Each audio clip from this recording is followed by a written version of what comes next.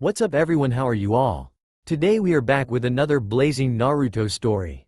What if Naruto decided to travel back to the past and kill his enemy before he becomes so powerful? If you enjoy, then please like, share and do comments. Two men sat upon a small log, situated on a hill. Below them, the sounds of fighting and explosions filled the otherwise peaceful forest. Fire jutsus burned away trees, leaving charred stumps, while earth and lighting jutsus scorched and mutilated the land. And in between all the chaos, dead bodies littered the battleground, creating a river of blood. The first of the two men, a young man with a scar over his eye, and his hair pulled back, spoke. "Lord Hokage, I don't see how much longer we can keep this going. Even with the reinforcements from sand and waterfall, cloud and rock still outnumber us. And then there is that Kabuto character killing our best men left and right. We need to do something now." The young blonde Hokage stared up into the bright blue sky, taking in a breath of air. He appeared relaxed and calm, but inside, a terrible sadness filled his heart. Too many friends had died because he had been unable to save them. Kakashi-sensei, Pervy Sage, Old Lady Tsunade, and all the others, they're all gone. How did it happen? Tell me, Shikamaru. Shikamaru sighed, how troublesome. He sympathized with Naruto. He too had lost many of his friends, Asuma, Choji, Ino, and others. Many of them had been killed during the surprise sound invasion 3 years ago.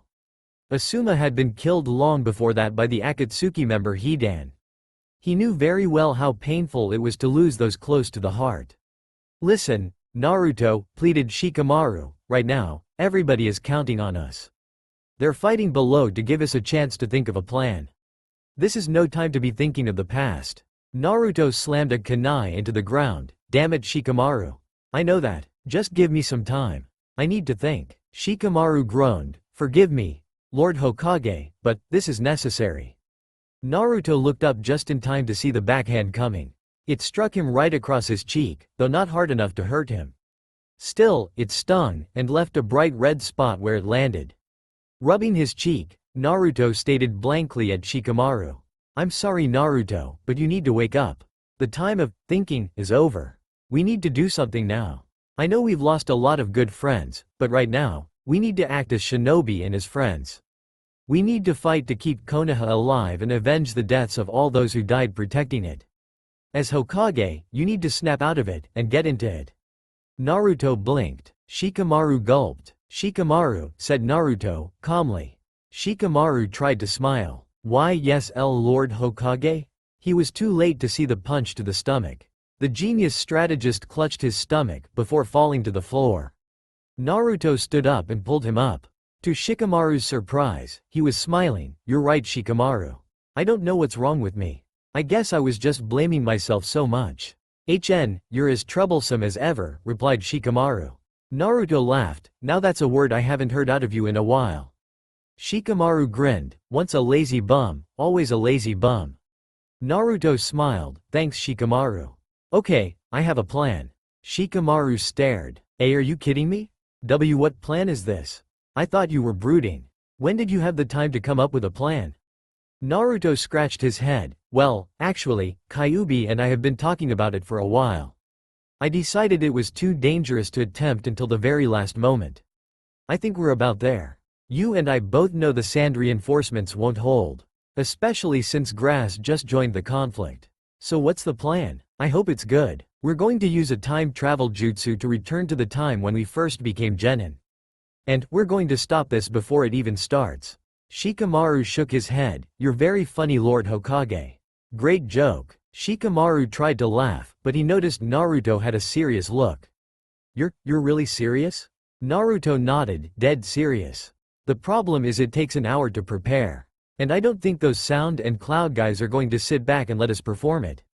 "Well, I can see a way around that, assuming this is reality we're talking about here. How many ninja do you need to perform the jutsu? I'm not performing it. You are, along with Temari and Sakura.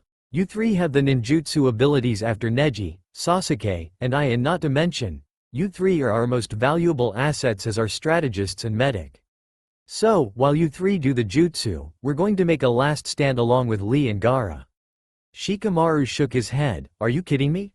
I don't even know how to perform the jutsu. We should retreat and find a better spot so you can do it.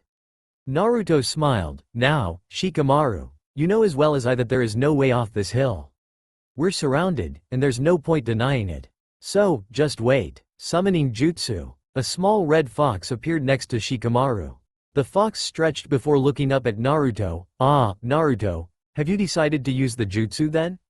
That's right, replied Naruto. You're going to show Shikamaru here everything okay? I don't know how long I can hold them back, so you hurry, okay? The fox nodded and then bounded over to Shikamaru, who was looking suspiciously pale. Don't fail me now, Shikamaru, said Naruto seriously. I'll send Sakura and Temari up. Oh, and hurry please.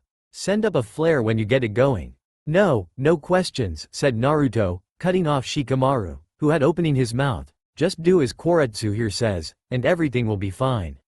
Good luck, Shikamaru. Now, I think it's time I made an appearance. Naruto vanished, as Shikamaru groaned. Koretsu opened a scroll, so, this is what you do. Shikamaru took a look and sweat dropped. He was going to kill Naruto if he ever saw him alive again.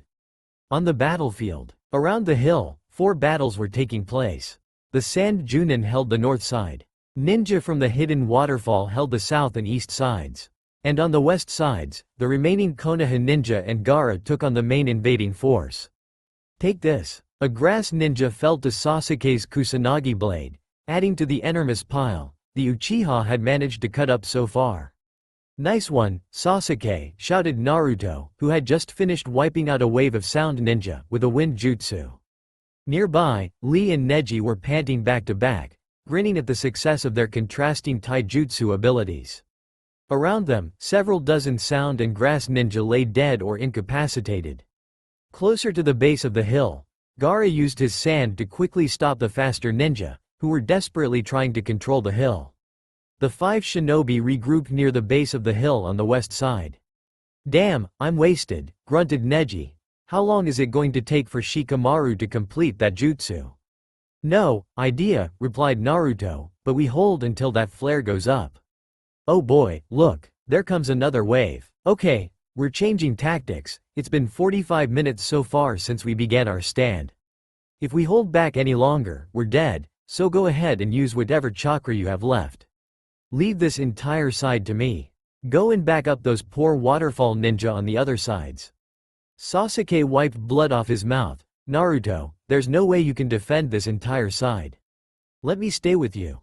Naruto shook his head. No, Sasuke, you're needed elsewhere. Besides, I won't be alone.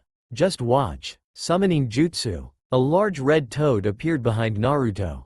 The ninja recognized it as Gamabunta, the greatest of the toad summons. Ha, cried Lee, that's our Hokage. Even now, he still has the power to summon him. Neji smiled, let's go. He vanished along with Lee and Sasuke. Naruto nodded to Gaara, don't worry Lord Casecage, I'll be fine. Gaara nodded, you better be Naruto Uzumaki, or I'll drag you back and sand burial you. He too vanished. Naruto laughed, something to look forward to then. Oi, kid, boomed Gamabunta, I've been dying to get some revenge for Jiraiya. Let's go kill these guys. A brief look of sadness passed Naruto's eyes, as he remembered the perverted sage that had meant so much to him. A look of killer intent soon replaced it, as blue chakra covered him, oh yeah. Charging head-on, Naruto quickly performed some hand seals before shouting, fire style, shower of flames. Fireballs soon appeared in both his hands, before the Hokage began spinning like a top. 2 red lights marked the fireballs as they too spun. As the wave of sound ninja broke through the trees still standing, Naruto suddenly began rapidly shooting fireballs out towards the mass of ninja approaching. Explosions filled the field, as the fireballs burned the flesh of the helpless sound ninja. Meanwhile, Gamabunta caused confusion, bouncing through the ranks and using his sword to slice up attackers. This continued for a moment before a quicker ninja broke through Naruto's jutsu and tackled him to the ground. Flipping back onto his feet, Naruto looked at the man. It was Kabuto. He had finally dropped his Konoha headband for a sound one. He now looked at Naruto with amusement. Naruto, I see you're still as fascinating as ever. Where are your little friends? Are they dead? Don't tell me you're the only one left? Couldn't protect them? Naruto waved away Gamabunta, who had appeared behind him. Go block the rest of those sound ninja. I don't want any interruptions before I kill this guy. Gamabunta quickly vanished, leaving Kabuto smirking. I see, he said, blue chakra appearing around his hands. We'll see who does the killing Naruto. Anger flooded Naruto's mind as he charged. A Rasengan had already forming in his hand. Rasengan. Naruto? Haven't learning any new tricks? How disappointing. He quickly dodged Naruto's straight charge and used his chakra to slice through him. Naruto disappeared with a puff of smoke. Sorry, that was a shadow clone, said Naruto, who appeared behind him.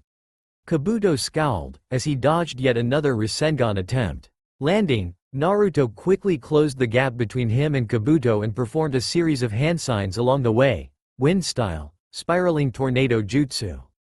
The wind around them picked up as a mini-tornado sped towards Kabuto. The sound ninja too performed a series of hand signs before hitting the ground, earth-style, mud wall jutsu.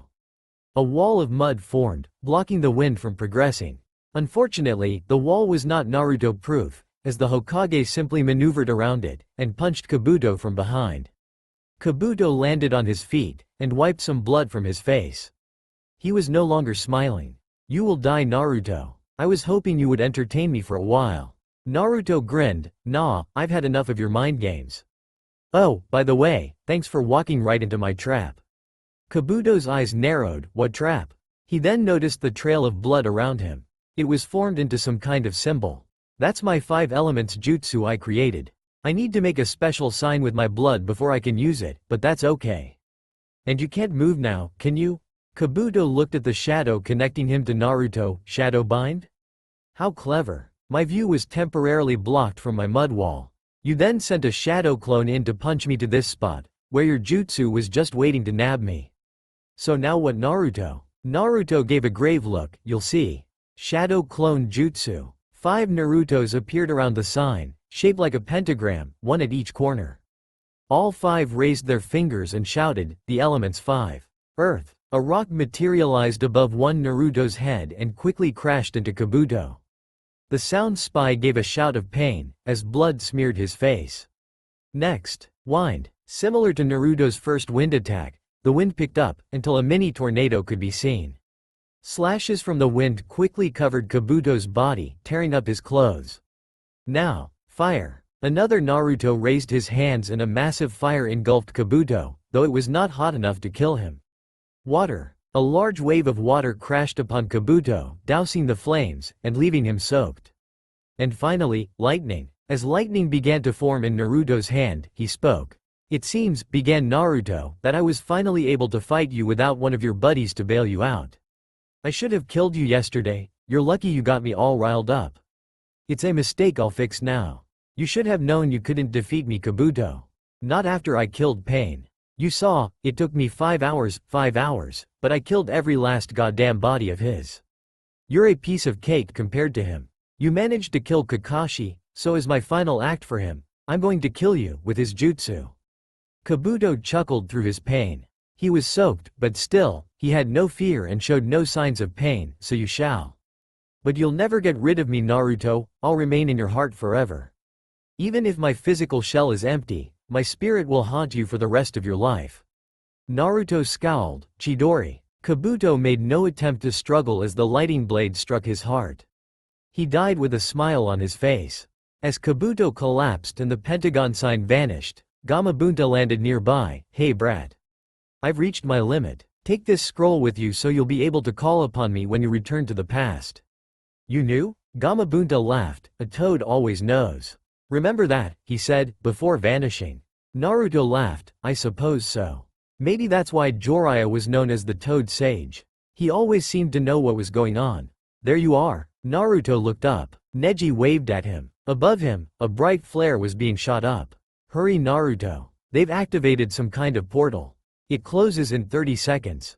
Everyone else has gone ahead. Naruto turned back towards the forest. Another wave of sound ninja were approaching. Quickly, Naruto fled up the hill, though he wasn't through quite yet. Performing hand signs along the way, he shouted, Earth-style, Swampland Jutsu. The base of the hill quickly turned to mud, causing the oncoming ninja to slide and trip. At the top, Naruto looked back down at the cheering remainder of his allies, rooting for his success. He smiled and waved back. I'll make sure to change all of this, he promised. Kakashi-sensei, pervy sage, now you're both avenged. See you again, he said, cheerfully, before jumping into the blue portal. Oh, Naruto. Kabuto. The sound spy laughed. So, you still live? And they have made you Hokage, your life's dream accomplished. Too bad only a few of your friends are here to see it. Why, even your sensei couldn't make it. Naruto scowled. Why you? So, you were the one that killed Kakashi-sensei. Kabuto nodded, not bothering to deny it. Yes, his blood was very sweet. He screamed and begged for mercy at the very end, you know. Begged me to spare you. Naruto charged screaming, I'll kill you. Kabuto laughed, but you've already killed me, Naruto. Naruto blinked. What is this? What is this? What are you doing to me? Kabuto chuckled. I told you that you would never be rid of me, Naruto. Naruto dropped down clutching his head. Nearby, Kabuto chanted his name, Naruto. Naruto. Naruto. Naruto awoke with a groan. Bright sunlight shined down upon the hill he was currently lying on. Looking around, he saw a number of white faces looking down upon him. Lord Hokage, are you alright? Naruto blinked before sitting up. Yeah, just a bad dream. You sure you're okay, Naruto, said Sakura, concerned. Naruto waved her off. Yeah, I'm good. So, we all made it. Where's Shikamaru? I need to thank him? Ah, over there, said Temari, with a frown. He was so tired from chakra exhaustion he took a nap. I told him he should wait until you woke up, but, you know him, she said, smiling. Naruto laughed, let him sleep. He's earned it. So, where are we?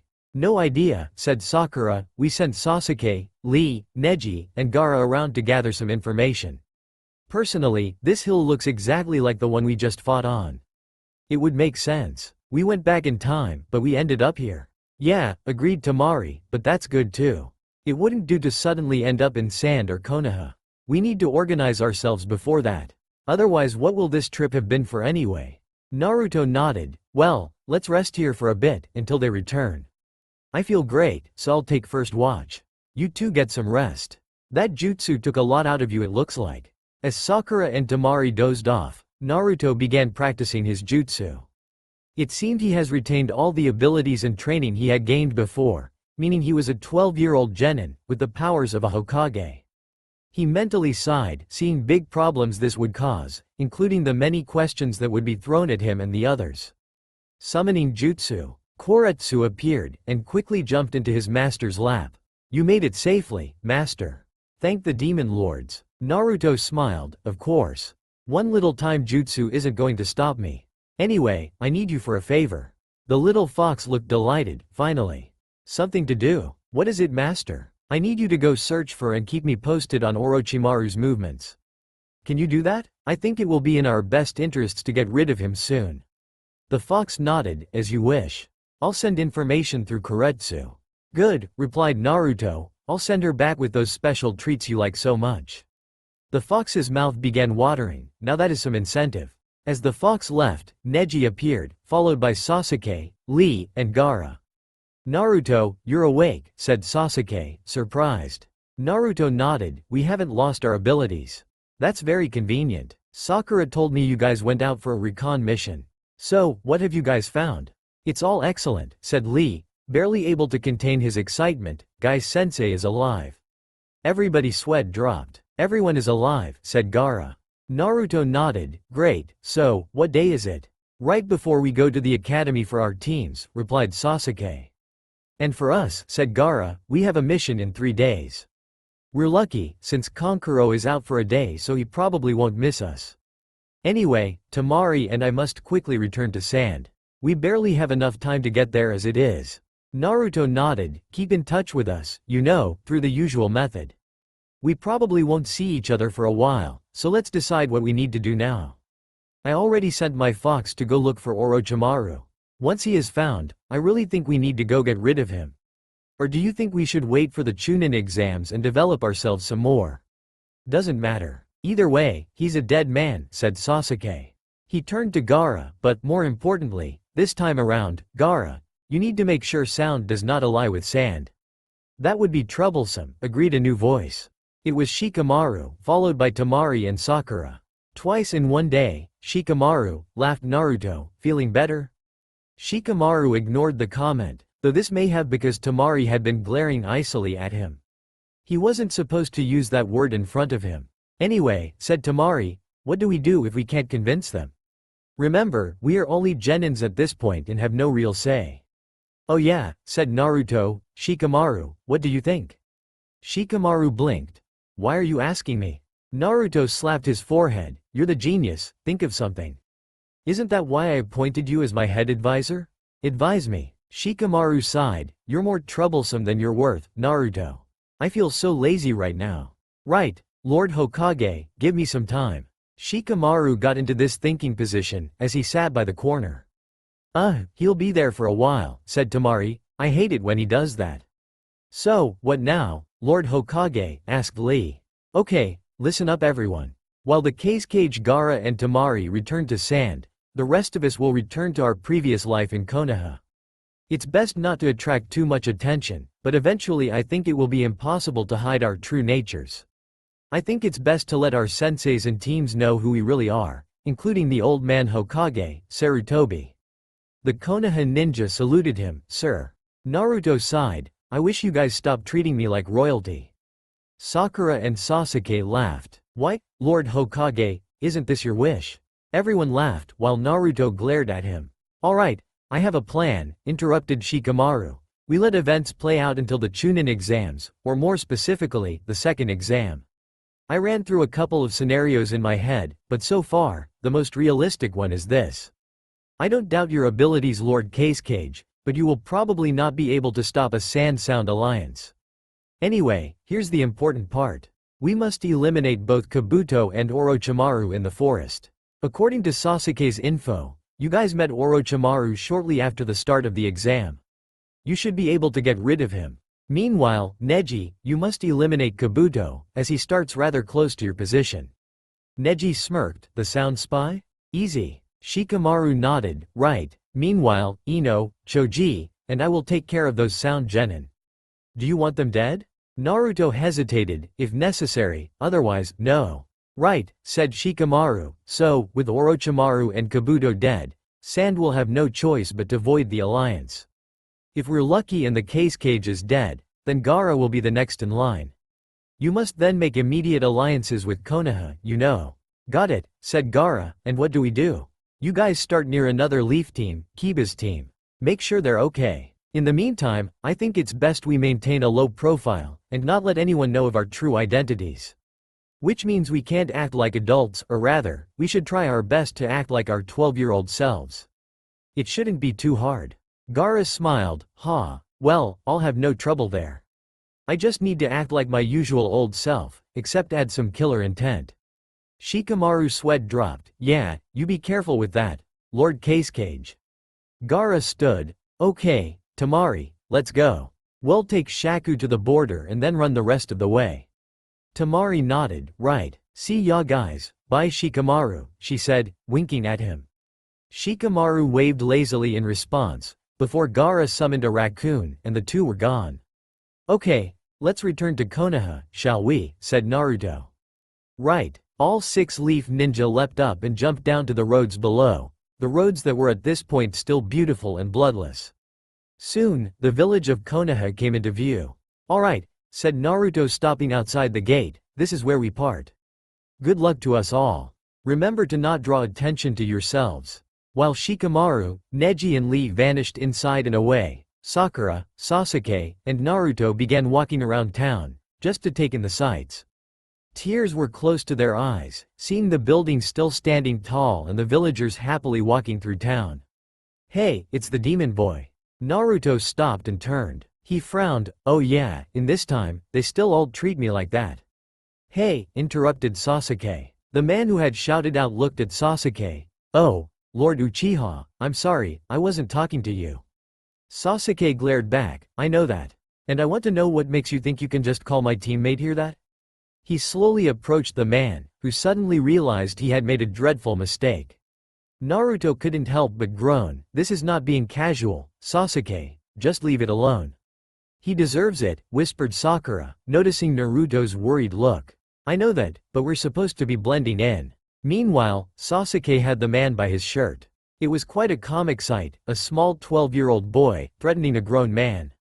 Still, there was something in Sasuke's eye that just paralyzed the man. I never want to hear you say that again, you got that, mister? Why yes, Lord Uchiha, and never again. Sasuke released him, good. Carry on, then, he said, before rejoining his teammates. Way to blend in, you bastard, said Naruto. Great, now everyone in sight is staring at us like we're crazy. Sasuke smiled, just looking out for you, loser. Naruto smiled in return, you bastard. Loser. Bastard. They didn't get to continue as Sakura punched both in the stomach. Both boys dropped like pins hit by a bowling ball. Sakura stood over them, almost towering over them, her shadow, covering their bodies. What did I say about that kind of arguing boys? I think I need to punish both of you. Sasuke and Naruto didn't bother to reply. Instead, they both ran. And how could Sakura miss targets like that? Both boys dropped a second time as Sakura punched them into the ground.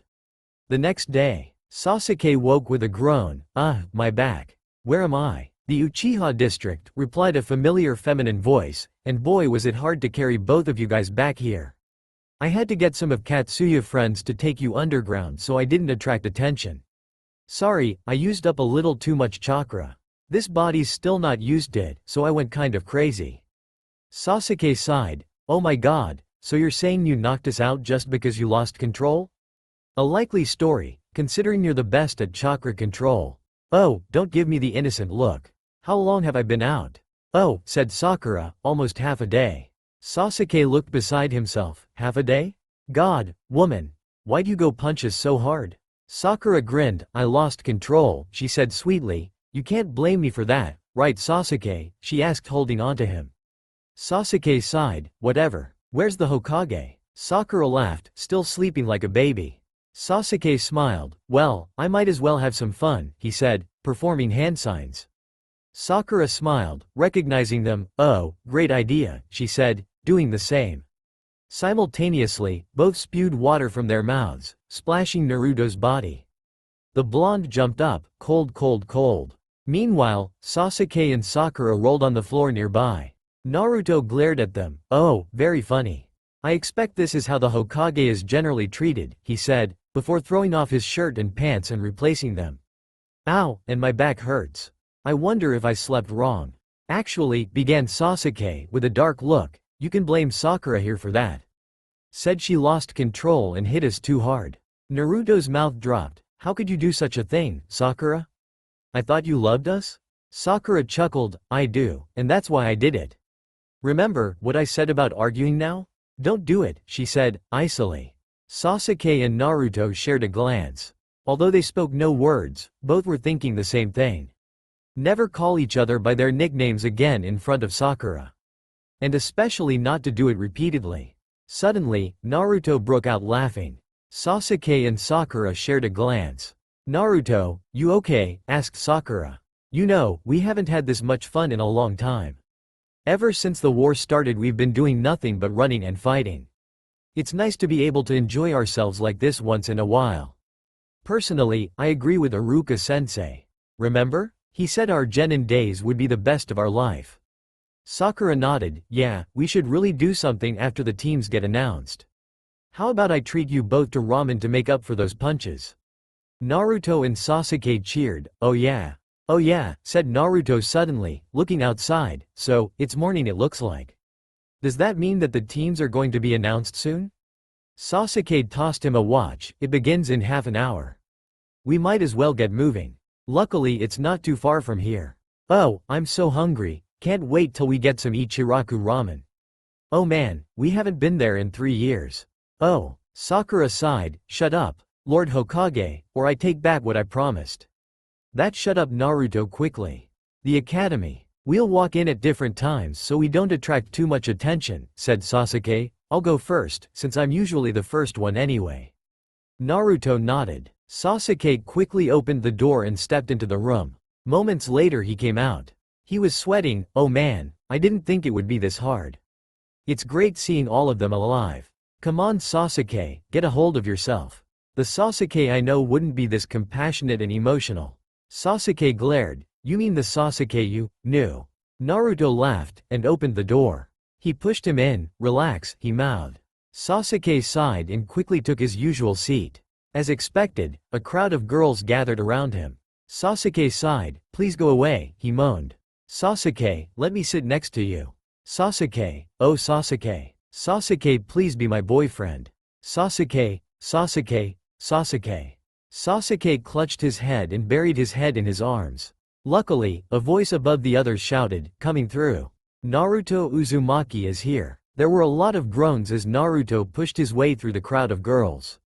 He finally shoved on girl aside and sat next to Sasuke. Oh, it's you. Damn you, Sasuke, getting all the girls. Getting the message, Sasuke shot back, oh? They're all yours. No, really, just look. Naruto looked up. A dozen dark looks glared back at him. To the side, Shikamaru and Sasuke tried to hide a smile. Hi, said Naruto, waving. And that was when all hell broke loose. The blonde was tossed like a rag doll between the girls as they pushed and scratched at him. Luckily for him, Sakura stepped in, just as Ino was slapping Naruto across the face. Hey Ino pig. Ino tensed and looked up. Billboard brow, she countered. Hey, no one messes with Naruto except me, you understand. The girls were all stunned. Since when did Sakura pay more attention to Naruto than Sasuke? Even if it was only I mess with Naruto. True to her word, Sakura pushed through the stunned crowd and picked up Naruto by the shirt. If the blonde had looked scared before, he seemed terrified now. Wait, Sakura, don't do this. Sakura glared, what did I say about stirring up trouble, Naruto? Sakura. Bam! The girls all winced as Naruto's head snapped back and forth. Sasuke and Shikamaru turned away. They really didn't want to see the next one. Poor Naruto, both thought. POW. This time, Naruto's whole body began doing the jiggles, still vibrating from the last attack. Sakura dropped him into the corner, letting him groan.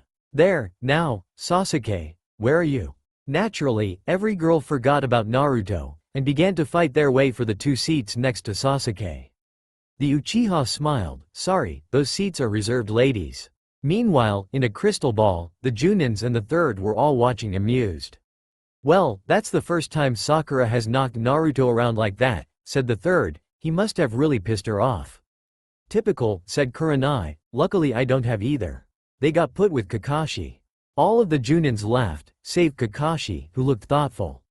Naruto Uzumaki, what a funny little guy. Back in the academy, the door suddenly slammed shut. Hey. Quiet. The students, including a bloodied-up Naruto, quickly sat down.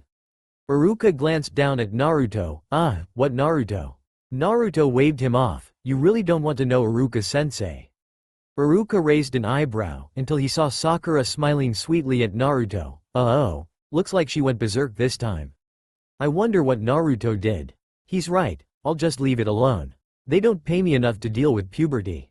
Okay, anyway, congratulations to all of you for passing your genin exams. A wild cheer went around the room. Ahem. Okay, continued Iruka, before I let you all go, I just want to say a few words. First off, from this day forward, you are officially ninja. We expect you to act in a manner that is respectful and courteous. You are the ones with the potential to become the pride of Konoha, so develop your skills and push yourselves to a new level. Remember, as genin you are the lowest in the ninja ranks. Therefore, you are each into 3-man cells. You will put under Junin, more senior ninja, who will instruct and guide you in your development. What? Naruto stood up. Oh come on Iruka-sensei, I don't need a team. Come on, with my skills. Sakura and Sasuke shared a glance. Both were worried Naruto might actually start performing some crazy jutsu. Instead, he said, I mean you saw my test right. I'm just too good, a cut above the others. Silence greeted these words. Sakura and Sasuke were first to start laughing, followed by the rest of the class, though for different reasons. Iruka mentally slapped himself. Naruto, sit back down. I would have expected that from Sasuke, but from you, let's just say you need the most work. This drew out further laughs, and calls of, dead last. Okay, enough, shouted Iruka, I will now announce the teams. And so it went from Team 1 to Team 6. Finally, it was Team 7. Naruto, Sakura, and Sasuke shared glances. Okay, Team 7. Oh boy, we're finally here. I wonder how they'll react. Naruto Uzumaki. Naruto jumped up. Just me? I knew it would be just me. Iruka's sweat dropped. You didn't let me finish. Sakura Haruno. Naruto jumped again. Sakura too? Oh yay, gimme a hug. POW. As Naruto dropped, Iruka mentally sighed. They'll get over it, I hope. And Sasuke Uchiha. What? Shouted Naruto, before Sakura could say anything. I'm with that bastard. Sasuke jumped up. Say that again, you loser. Iruka sighed. Oh, please don't start fighting. However, both realized they had made a mistake. A painful mistake as it turned out to be, as they both fell, groaning. Iruka, as well as the rest of the class, were stunned. Sakura had not only punched out Naruto, but Sasuke as well. What in the name of the cages is going on here? Yeah, said Iruka. Anyway, Team 8. It shall be Ino Yamanaka, Shikamaru Nara, and Choji Akamichi. Ino groaned while Sakura laughed at her. Ha ha, Ino pig, look who got put with Sasuke. Needless to say, every girl in the room glared at her, except Hinata. Team 9, continued Iruka, not bothering to see the reactions anymore. Shino Aburame, Hinata Hyuga, and Kiba Inuzuka. And that's it, your Junins will be here this afternoon. In the meantime, go enjoy yourselves. Dismissed. Iruka quickly rushed out, followed by a wave of cheering students. Soon, only Sakura, Sasuke, and Naruto remained in their seats. That was pretty fun, said Sakura, after a moment. Only because you got to knock me down twice, moaned Naruto. Sasuke rubbed his stomach. I can't believe you had to punch both of us. Didn't you see Iruka-sensei's reaction? He was shocked. Sakura smiled. Oh well. As long as the brain can come up with a reasonable explanation, any event can happen. Don't worry, we'll be fine. Yeah, as long as you don't keep punching us so hard, said Naruto. Sakura shrugged. Well, if you guys wouldn't argue. Sasuke and Naruto shared a glance. No more, they said, simultaneously, even if it is for pretend, said Naruto. Agreed. Naruto stood up. Alright, let's go get some Ichiraku ramen. I'm starving. Race you there, he said, smiling, before vanishing. Sakura and Sasuke grinned. Cheater. Both vanished as well. Meanwhile, at Naruto's home, Kakashi and the third looked around. So this is Naruto's home, said Kakashi. He picked up an expired milk carton, stuck between dozens of empty ramen bowls. He's a bit clumsy, said the third, but you're the best for him. And also, the remaining Uchiha, Sasuke, will be on your team as well. Hopefully they can be the first team you pass. Kakashi sighed. This will be difficult. I heard Naruto was the dead last and Sasuke was the rookie of the year. They must not get along. The academy. Well, he still takes his sweet time getting here, complained Sakura. I know, said Naruto, I was thinking we should pull some kind of prank on him. You know, like with the eraser, but much worse. Sasuke laughed. Well, I still have those leftover water balloons from the party we had in the future. What, you mean the one right before the sound invasion? Asked Sakura. How the heck were you able to keep them? In this scroll. Sasuke pulled out said scroll, you know, just in case we needed them. Naruto grinned. Are you guys thinking what I'm thinking? Both nodded. Then let's get to work, said Naruto. He should be here soon, so we have our work cut out for us. Let's not get too crazy though. Don't want to scare him. For 10 minutes, the three members of Team 7 variously set up strings around the doorway, and used ninjutsu to hide the water balloons. Their plan was quite ingenious. When the doorway opened, a water balloon would drop from the top. Whether it hit or not, Sakura would cut a string that would unleash a water balloon from the wall, aimed for the door. If Kakashi dodged it, which was part of the plan, the balloon would strike a sensitive scroll that would set off the final trap. 5 balloons would fall from various directions, all aimed for the doorway. I have to say, said Sasuke, that this is the best trap we've laid for Kakashi yet. I still remember the last one. This one will be so much better. Naruto shushed. Hey, he's coming. Everyone into position. Sakura took her position in a seat by the door, while Sasuke pretended to sleep in the opposite side of the room. Meanwhile, Naruto stood at the chalkboard pretending to scribble, though, he really just wanted a close-up view of trap. Kakashi. Outside, footsteps could be heard, steadily growing louder. Soon, a hand appeared in the small slit of the doorway. The three genin watched closely. The doorway opened, and a familiar silver-haired Junin poked his head through. Splash! The sight was hilarious. Dripping wet, Kakashi stood in the doorway, and his uncovered eye looked shocked. Eager to continue, Sakura cut the string and a hidden balloon shot towards the door. Kakashi only barely raised his arms, before the ball hit his hands, splashing him yet again. Naruto began rolling on the floor, laughing hysterically, while Sakura leaned on the wall for support. Sasuke was shaking uncontrollably from his seat, his head buried in his arms. And in the center, Kakashi stood arms crossed and very red. "Well, you little jokers must be my team," he said, trying to wipe his hands on his wet vest. "My first impression, you're all a bunch of idiots." This comment just made Naruto, Sakura, and Sasuke laugh even harder. "Sorry, sensei," choked out Naruto, "but we just got mad you made us wait this long. So we decided to get some revenge." Kakashi scowled. "Just meet me on the rooftop."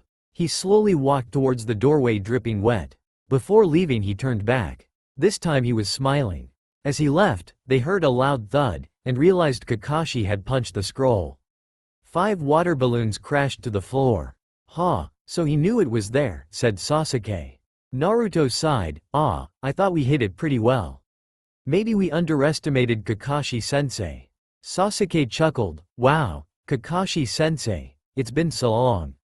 Sad faces replaced all 3 of the new genins. Flashbacks of his death ran through them as they remembered his last words to them.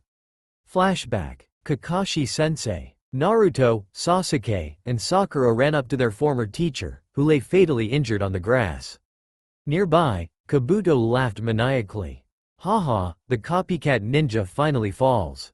"Oh, it's you Naruto, feeling distraught?" Naruto glared up towards the sound spy. "You bastard. I'll kill you, for what you did to Kakashi-sensei." Kabuto chuckled. "Too late Naruto. I'd love to stay and fight, but I'm nearing my limit you see." "Haha, see you later you fool." Red chakra began to build up, resultant of Naruto's anger. He was stopped as Kakashi grabbed his arms. "Let him go, Naruto."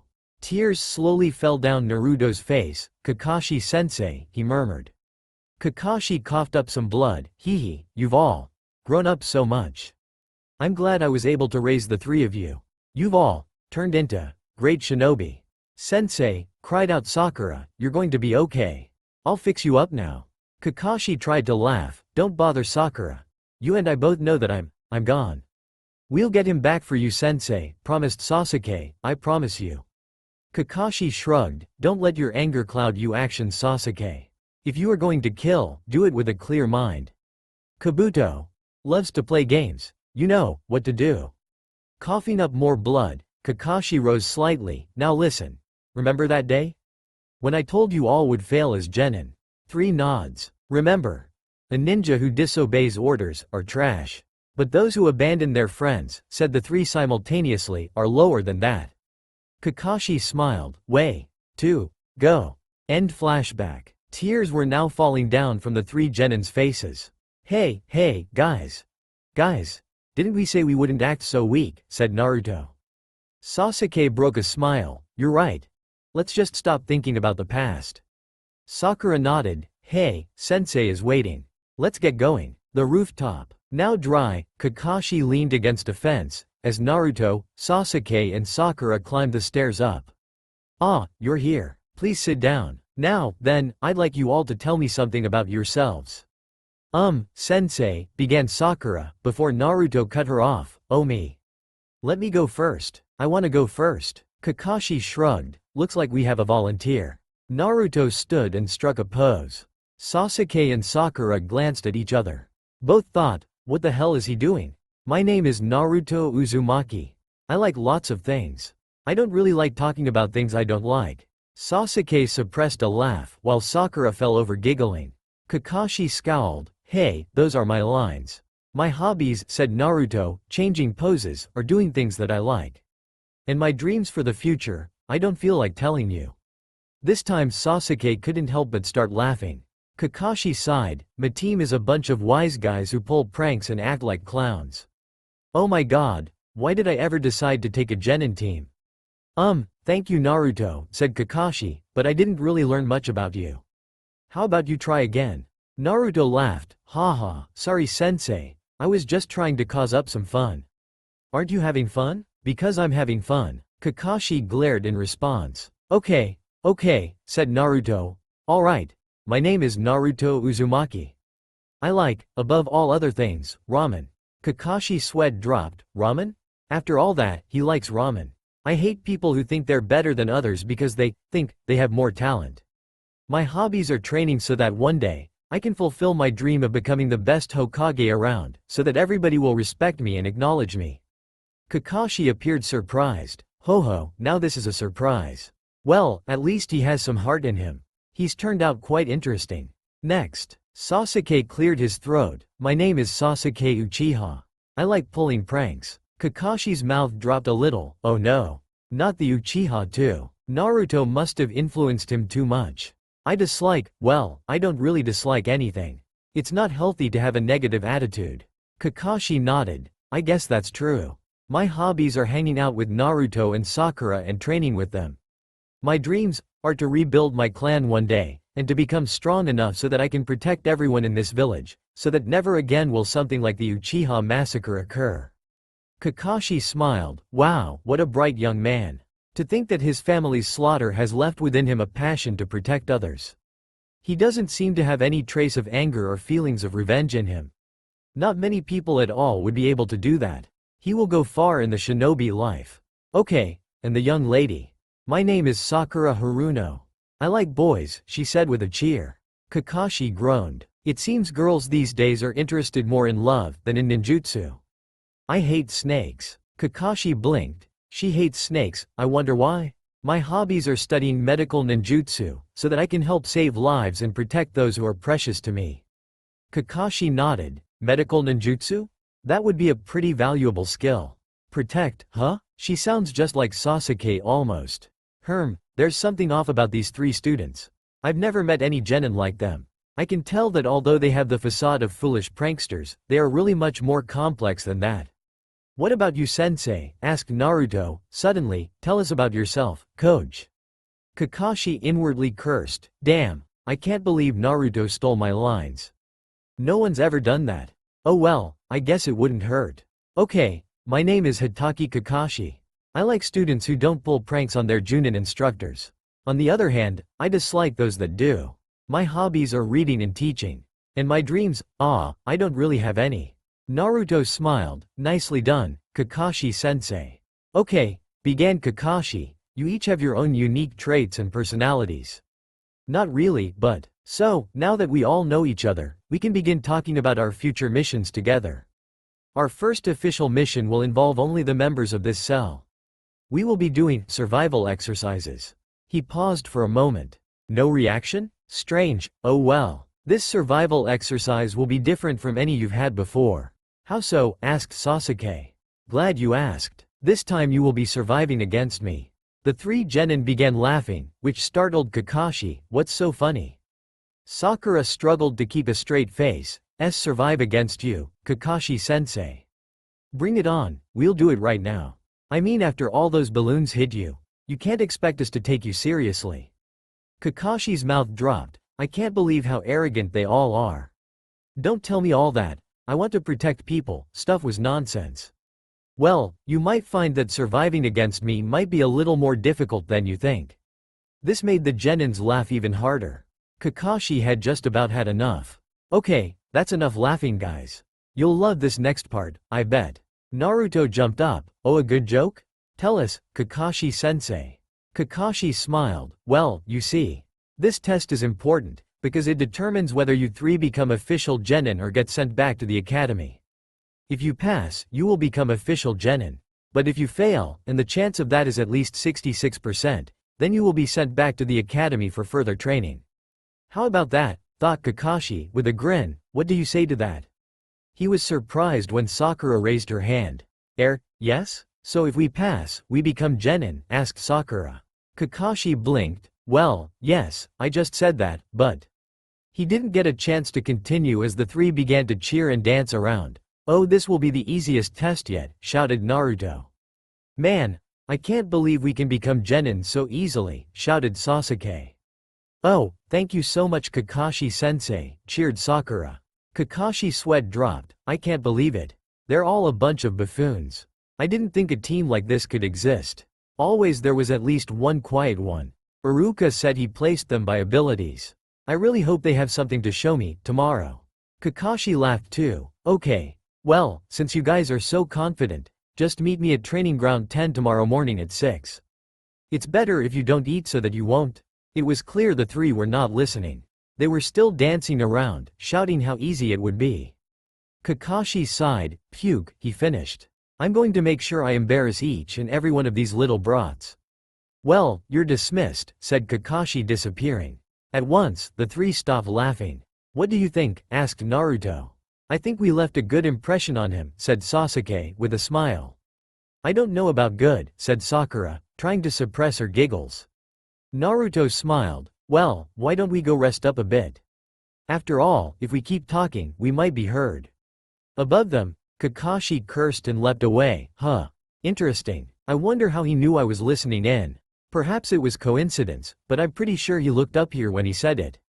That Naruto sure is interesting. No, that whole team. They act like immature clowns, but I can't figure out anything about them. I'll need to talk to Iruka. Ichiraku ramen. Here you go, Naruto, for your team, said Ayame, 3 miso ramens. It's on the house as congratulations for your promotion. Naruto smiled. Hey, thanks Ayame, and you too old man. Sasuke picked at his food for a moment before turning. Kakashi suspects us of something, I think, said Sasuke. He's going to find out eventually, replied Naruto. I figure we should just tell him after his little belt test tomorrow. I was thinking about that. What should we do? Asked Sakura. If we're going to tell him, I thought we might as well use all of our strength. Naruto shook his head. No, you saw him today.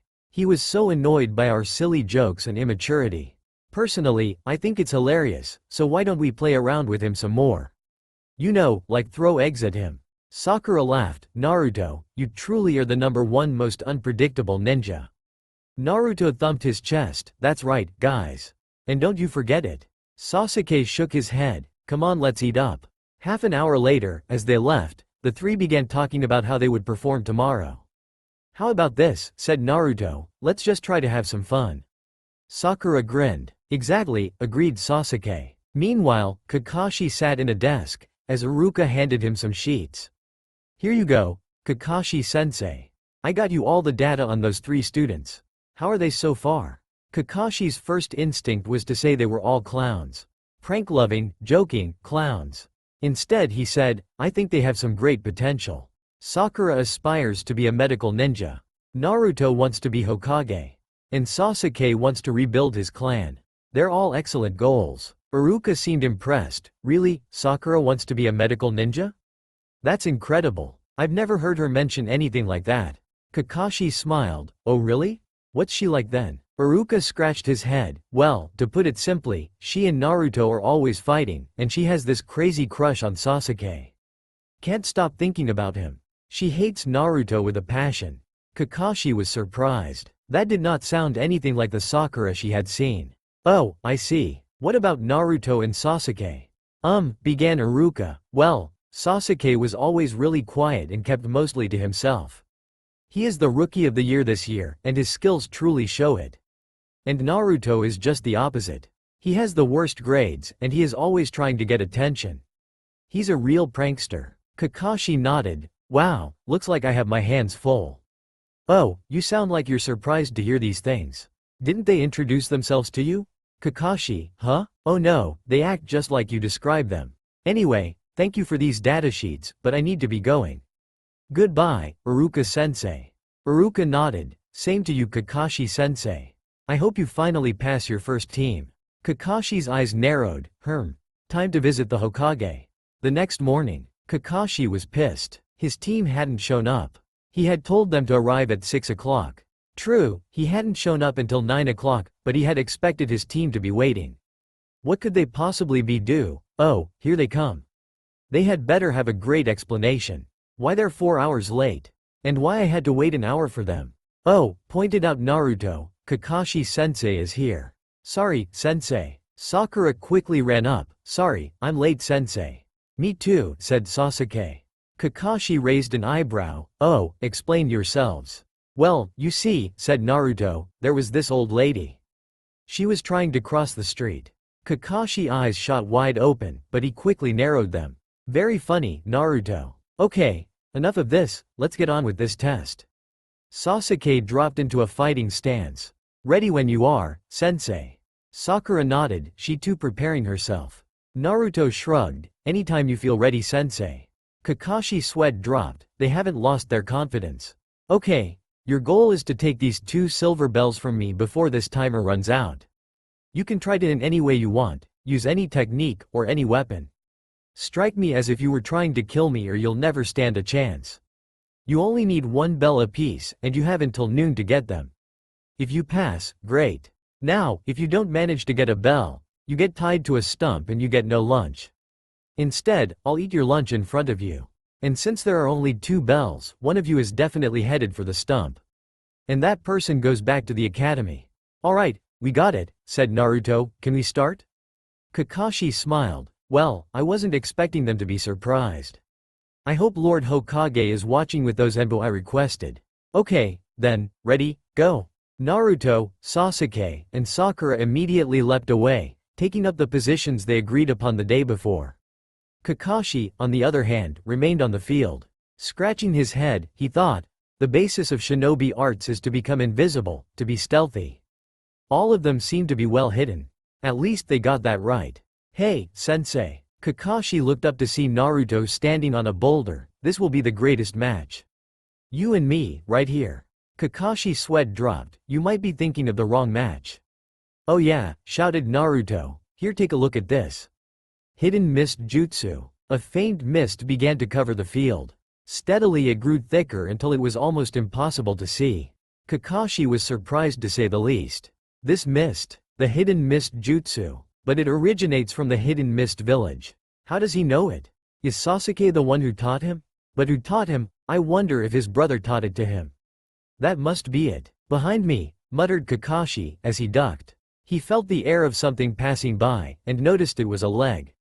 That orange clothing, definitely Naruto.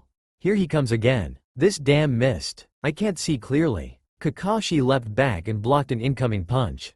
Got ya, yelled Naruto.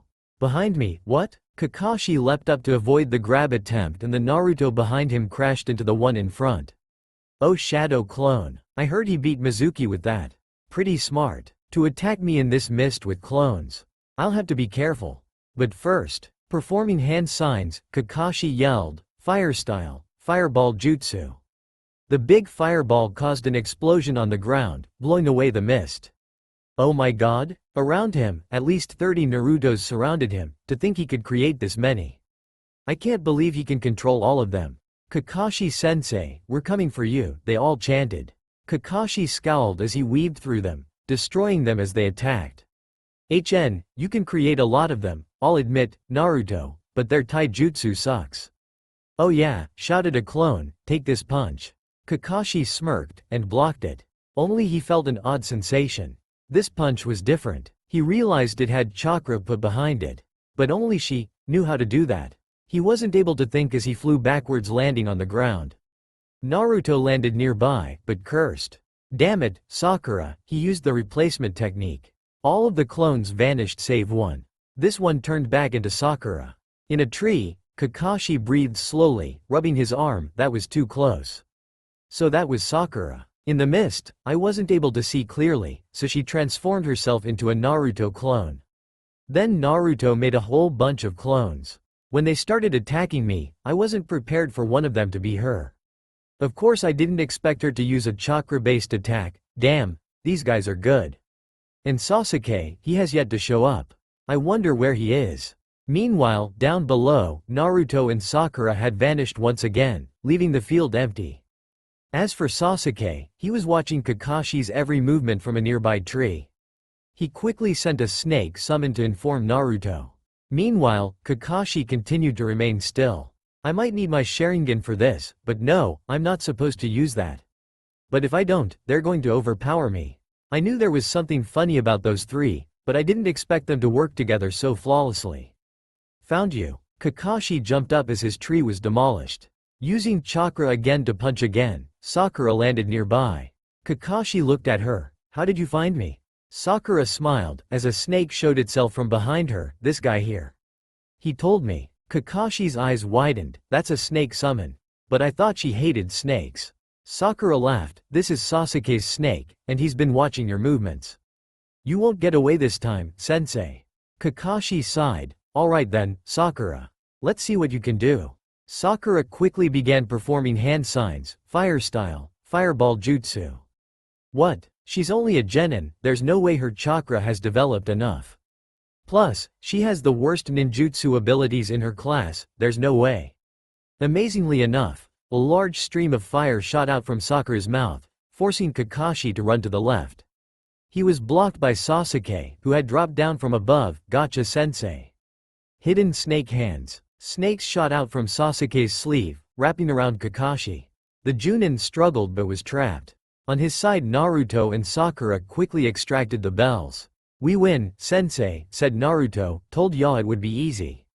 Released, Kakashi sighed. Wow, pretty impressive you three. Okay, let's head back to the training ground. I've got a few more things to say to you guys. Back near the stumps, Kakashi looked at his three students. Well, first off, congratulations on passing your test. Now, I know I said the one who did not get a bell would be failed, but that's not true. We knew that sensei, interrupted Sasuke.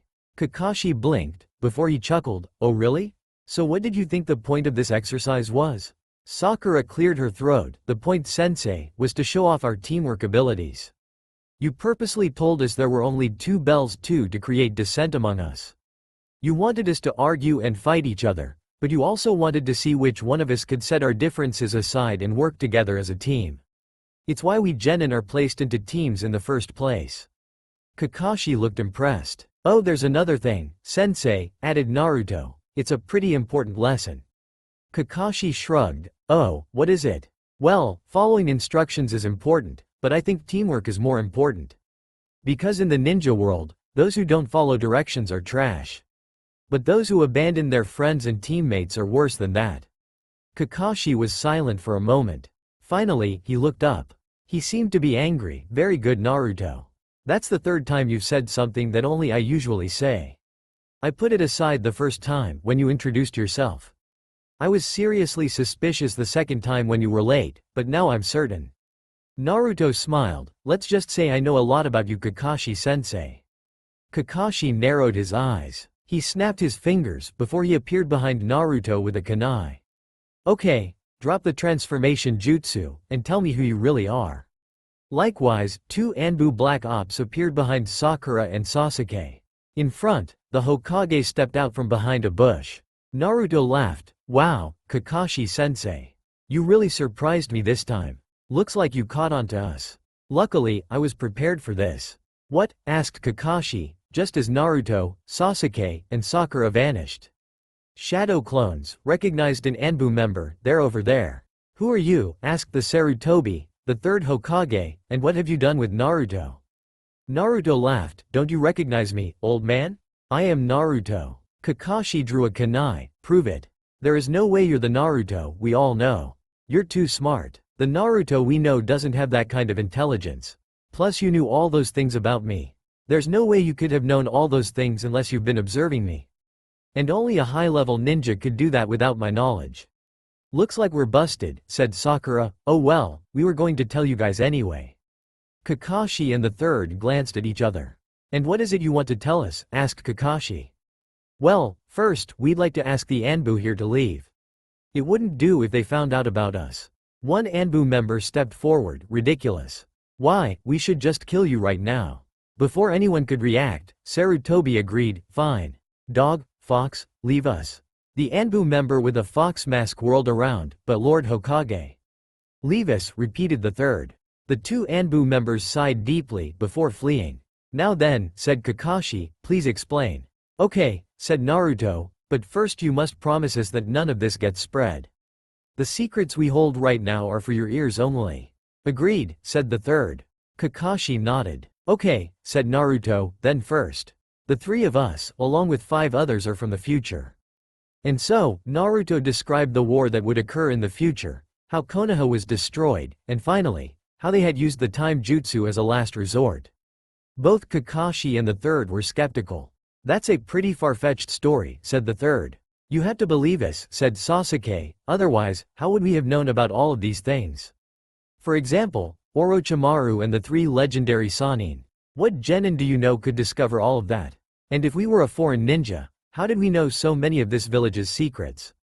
Names and places that only a select few of our own ninja know. Kakashi nodded. What he says is true, Lord Hokage. I think we have no choice but to believe them. The third nodded, though he looked extremely troubled. I am going to need some strong sake after this. But, Naruto, I feel there are some parts you have left out. What are you hiding still? Naruto shook his head. I'm sorry, old man, but I have revealed everything that I can. We can't tell you everything. There are some things that will occur that cannot be changed. The third seemed to be thoughtful. Would one of those things happen to be my death? Naruto didn't reply. The third laughed. No, you're right. I would not want to know. Okay, then, Kakashi. I think we've established that they mean no harm. You know what to do then. Kakashi sighed, as the third vanished. He turned back to his team. Well, you all pass. Now I know how you all knew so much. Wow, this is pretty weird. So what happened to me in the future? Naruto shook his head. Too bad, Kakashi-sensei. Maybe someday, we'll tell you. As they left, Kakashi smiled after them. He was beginning to like this little threesome. How close to the target? Inside a wooded area, Naruto peeked from behind a bush. His prey was barely 10 feet away. Behind, Sasuke was performing hand signs. On his right, Sakura had a kunai ready. 10 feet, whispered Naruto, into a mic, can we go? Kakashi sighed, oh man, these D-rank missions are so pointless. I can't believe they're so enthusiastic about it. They really are strange genin. I would have thought they'd be begging for some B or A rank missions by now. Kakashi-sensei? Kakashi sighed again, go ahead. In the woods, Naruto nodded. Sasuke slammed the ground shouting, Earth-style, rising mud wall. The prey immediately jumped upon sensing danger, but the mud wall effectively blocked its path.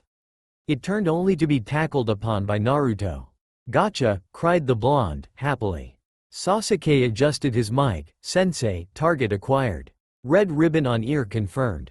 Mission success. Meanwhile, the cat was desperately scratching at Naruto, who held it at arm's length. Man, calm down you little thing, you're coming with us. Alright. Let's get that poor cat back to her owner, replied Kakashi. Kakashi out. Hokage Tower. Oh, my little thing. Naruto tried not to laugh as he handed over the cat to its owner. It was quite comical to see the little thing try to squirm its way out of a crushing hug. I almost feel bad for it, whispered Sakura. Up front, Kakashi bowed to the Hokage. Mission bring back cat. Success. Oh thank you so much, cried the Fire Lord's wife. I so missed my little angel here, she cried, squeezing the animal more. Ahem, good, replied the Hokage. Now for Team 7's next mission. Actually, we're out of D-rank missions. That's strange. What, no more, old man, whined Naruto, fine give us a C rank. I guess those little D ranks were getting boring. Kakashi mentally slapped himself. Sakura turned away giggling. Sasuke tried not to smack Naruto. The Hokage shook his head. I can't believe they managed to complete 12 D-rank missions in 2 days. Meanwhile, Iruka, unaware of their nature, shot up, hey. Show some respect for the Hokage, Naruto. I told you before, as genin, you're the lowest of the low. Of course you start out with D-rank missions. All genin do. They help you develop in. He was cut off by Sarutobi. Okay, Iruka, you have made your point. However, under present circumstances, I will allow you all to take a C-rank mission. Iruka's mouth dropped, but Lord Hokage. Sarutobi raised his hand. Enough, Iruka. My mind has been made up. Sweet, shouted Naruto. Alright, I'm ready to start. Where we going? Sarutobi gestured towards the door. Bring in our visitor. The door opened and a drunken-looking man stood at its entrance. He took a gaze around the room, before his eyes settled upon Kakashi and Team 7. What's this? A bunch of kids? Are they really going to be able to protect me? Hey, you old geezer, shouted Naruto, rolling up his sleeve. This kid here doesn't like your attitude. I think I should pound some respect into ya. He approached the old man, but was quickly punched down by Sakura. Naruto. You idiot, you can't pound the client. Still floored, Naruto nodded. Oh yeah. The old man looked at Sarutobi with a questioning look. These are my bodyguards? Kakashi stepped in. Don't worry about these three. They are quite capable ninja. They make look like a bunch of kids, but when they're serious, these guys are a force to be reckoned with. Sarutobi chuckled, that they are. Okay, Kakashi. Your mission is to escort Mr. Tazuna here back to the Land of Waves. It's possible that brigand and bandits might be looking for him, so prepare yourselves before you go. Tazuna stood up straight. I expect you guys to get me back safely. Even if it costs you your life. Naruto groaned as he stood. Don't worry, old man, we'll take of you no problem. Naruto's house. Naruto struggled as he threw a pile of scrolls into the corner. Sasuke and Sakura sat down on dusty couches nearby. Man, Naruto, this place stinks. Naruto frowned. Yeah, well, it's not my fault I was given the cheapest apartment in town. Wow, so we're already going off to the Land of Waves. This is so nostalgic. Soon we'll be fighting Zabuza and Haku, said Sakura, gazing out the window. Yeah, replied Sasuke. I wonder if we can do it without killing them? What do you think, Naruto? Naruto seemed thoughtful. Man, times like this, I wish Shikamaru was around. He'd give us a foolproof strategy. As it is, we'll just have to go along with what happens. Nothing more we can do than that. I don't know, said Sakura. Didn't we come here to try and make a change? To try and make things better? Naruto nodded, but you have to remember, Sakura, not everything can be changed. But I think you're right. So, let's make a plan. If we can manage to keep Haku and Zabuza alive to the very end. Village Gate. An hour later, the group of 5 stood at the east gate. Is everyone prepared? Asked Kakashi. Chances are we won't return for a few days at the very least. All nodded. Yeah, let's get this party started, shouted Naruto. Kakashi sighed. This is going to be a long trip. Don't feel so bad, Kakashi-sensei, said Sasuke. Kakashi glanced at him. In the future, Naruto was just a pain as he was now. You'll get used to it. He's known as the #1 hyperactive and unpredictable ninja. And you know what? He never lost a single fight he got in. Kakashi took a look at Naruto as he bounced down the path. He could certainly see hyperactive. Unpredictable, he could make an argument for. But unbeatable? That, he would have to see. Still, he had to admit, there was something about Naruto that just made him likable. As the group began walking, Sasuke intentionally forced Kakashi to walk in the back with him. Catching his drift, Sakura stayed with Tazuna and pointed out certain flowers to him, successfully distracting him. Okay, said Sasuke, this mission isn't what you think, sensei. Kakashi blinked. What do you mean? I mean there are ninja involved. Ninja from the Hidden Mist village. Specifically, one Zabuza Momochi, the demon of the Hidden Mist. Zabuza? But he's one of the 7 legendary mist assassins, the silent killer. He is a B-ranked missing ninja in the bingo book. Sasuke laughed. You're not scared, are you, sensei? Come on, you've got us around. Kakashi's sweat dropped. You're one of only 3 genin that would ever dare say that to me. Sasuke smiled. Don't worry, Kakashi. We'll be fine and you'll be fine. I'm only telling you so won't be surprised later. Anyway, there's something funny coming up soon. Come up to the front so you can see it first. Kakashi sighed. I bet it's some kind of ninja ambush. And apparently, it's something funny to these guys. Oh well, better prepare myself. Naruto was walking solo at the front, when Kakashi and Sasuke joined him. So, did you tell him then? Sasuke nodded. Yeah, I didn't tell him about the brothers though. Kakashi looked at them. What brothers? Naruto waved him off. Oh, you'll see soon enough, sensei. Just keep your eyes peeled from stuff out of the ordinary. Kakashi didn't have to wait too long. As he walked, a glint of sun caught his eye. He smiled. What an amateur hiding spot. So, these are the brothers they referred to. The demon brothers from the Hidden Mist. I assume they're Zabuza's underlings. As the group passed a pool of water on the side of the road, Sakura suddenly stopped. Hey, let's rest a bit. I'm tired. Tazuna looked outraged. Tired? We barely got going? What am I going to do if we're attacked, and you're tired? Kakashi sighed, "Don't worry, Mr. Tazuna. I think we should rest here a bit too. Sasuke, why don't you go back to the stream we saw earlier? Get some fresh water." Sasuke smiled, catching the hint. "Sure," he said, before vanishing. Naruto tossed his bag on the ground and nudged Sakura. "Sakura, why don't you rest a bit? I want to show Kakashi-sensei some things up ahead. We'll be back soon." He winked before vanishing. Kakashi gave Sakura a calculating look, before he too vanished. Tazuna dropped onto a rock. "Damn it. I bet you anything we're going to be attacked while they're gone, and I only have a little girl to protect me." As if on cue, the puddle nearby suddenly began to expand. A head popped out of it, making Tazuna scream. Next, a body leapt out, followed by a second.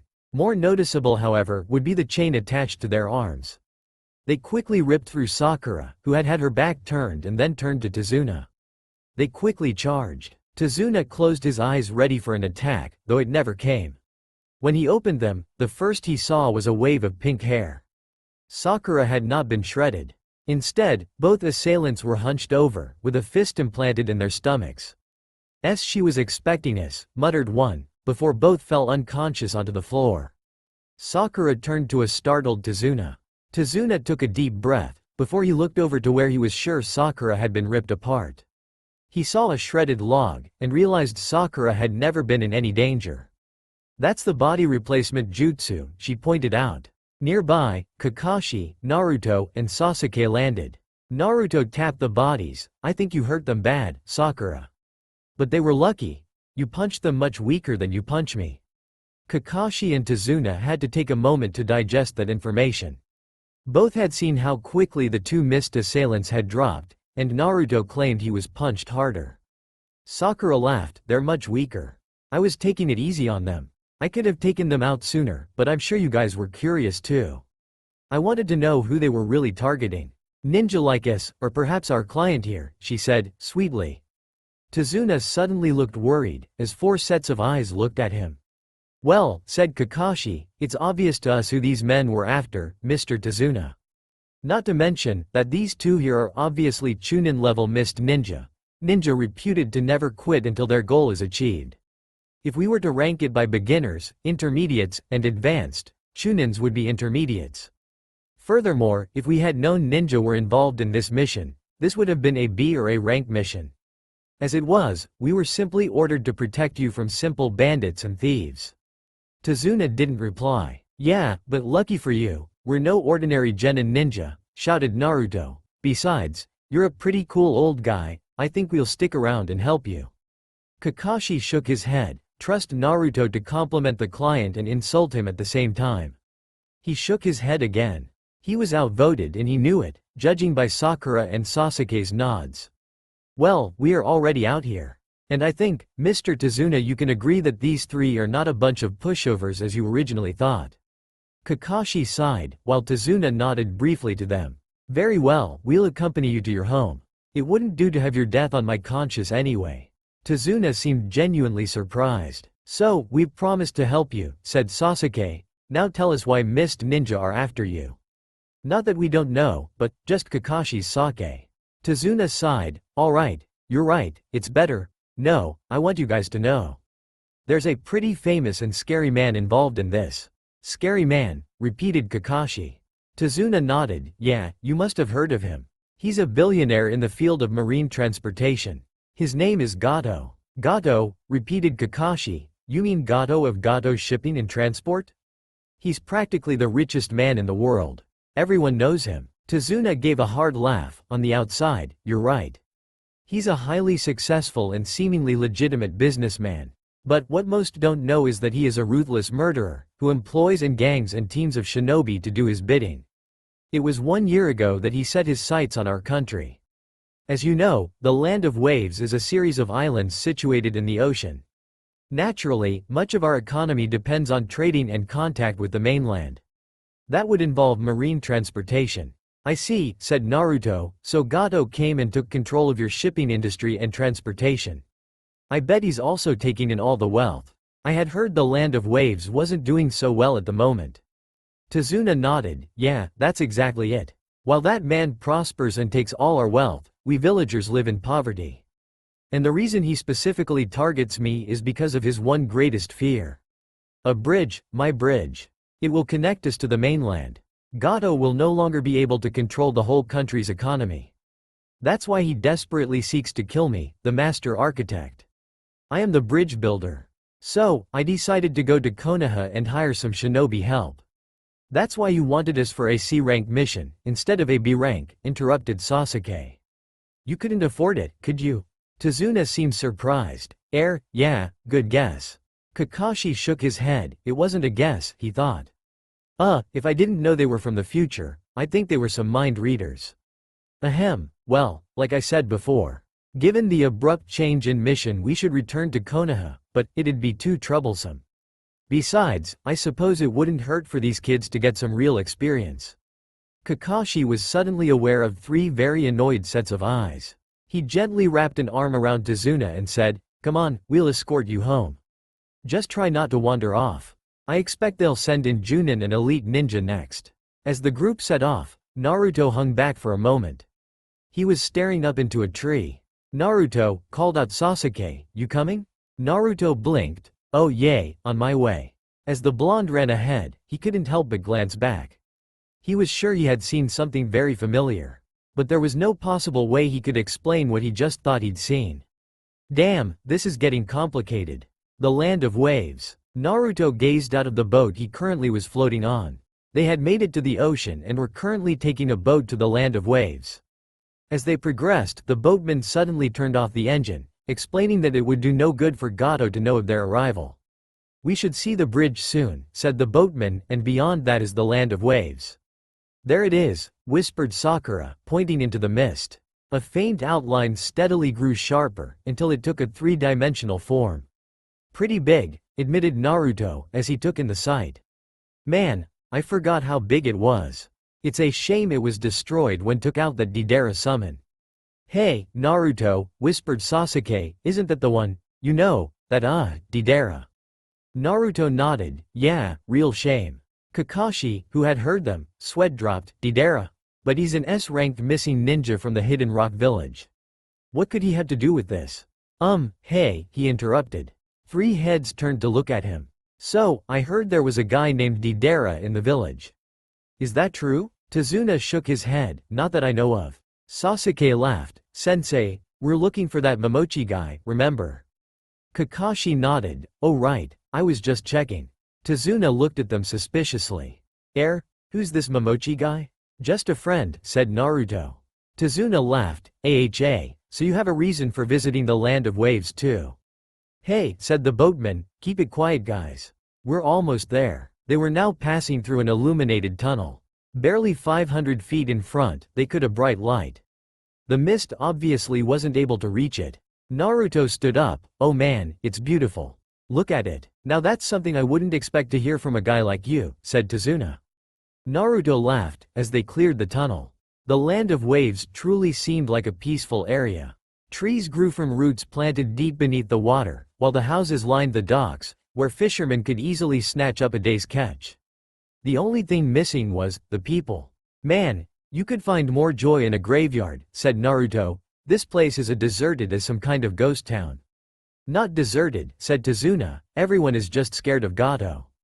No one comes out often anymore. Especially around here. There's more people further in, once we get to the main part of town." The boat soon docked near a wooden strip.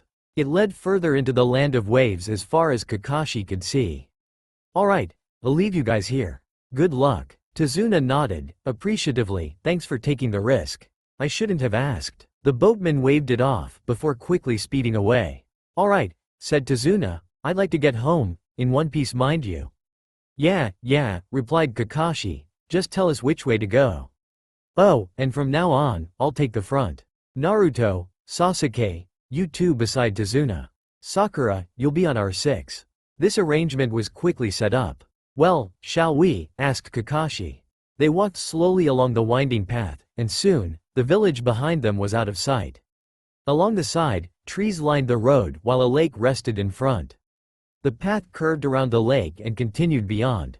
And, hidden in a tree, Zabuza watched the group progress. His eye focused on Naruto, Sasuke, and Sakura. Those three are just little kids, no way they can match the skill of the demon brothers.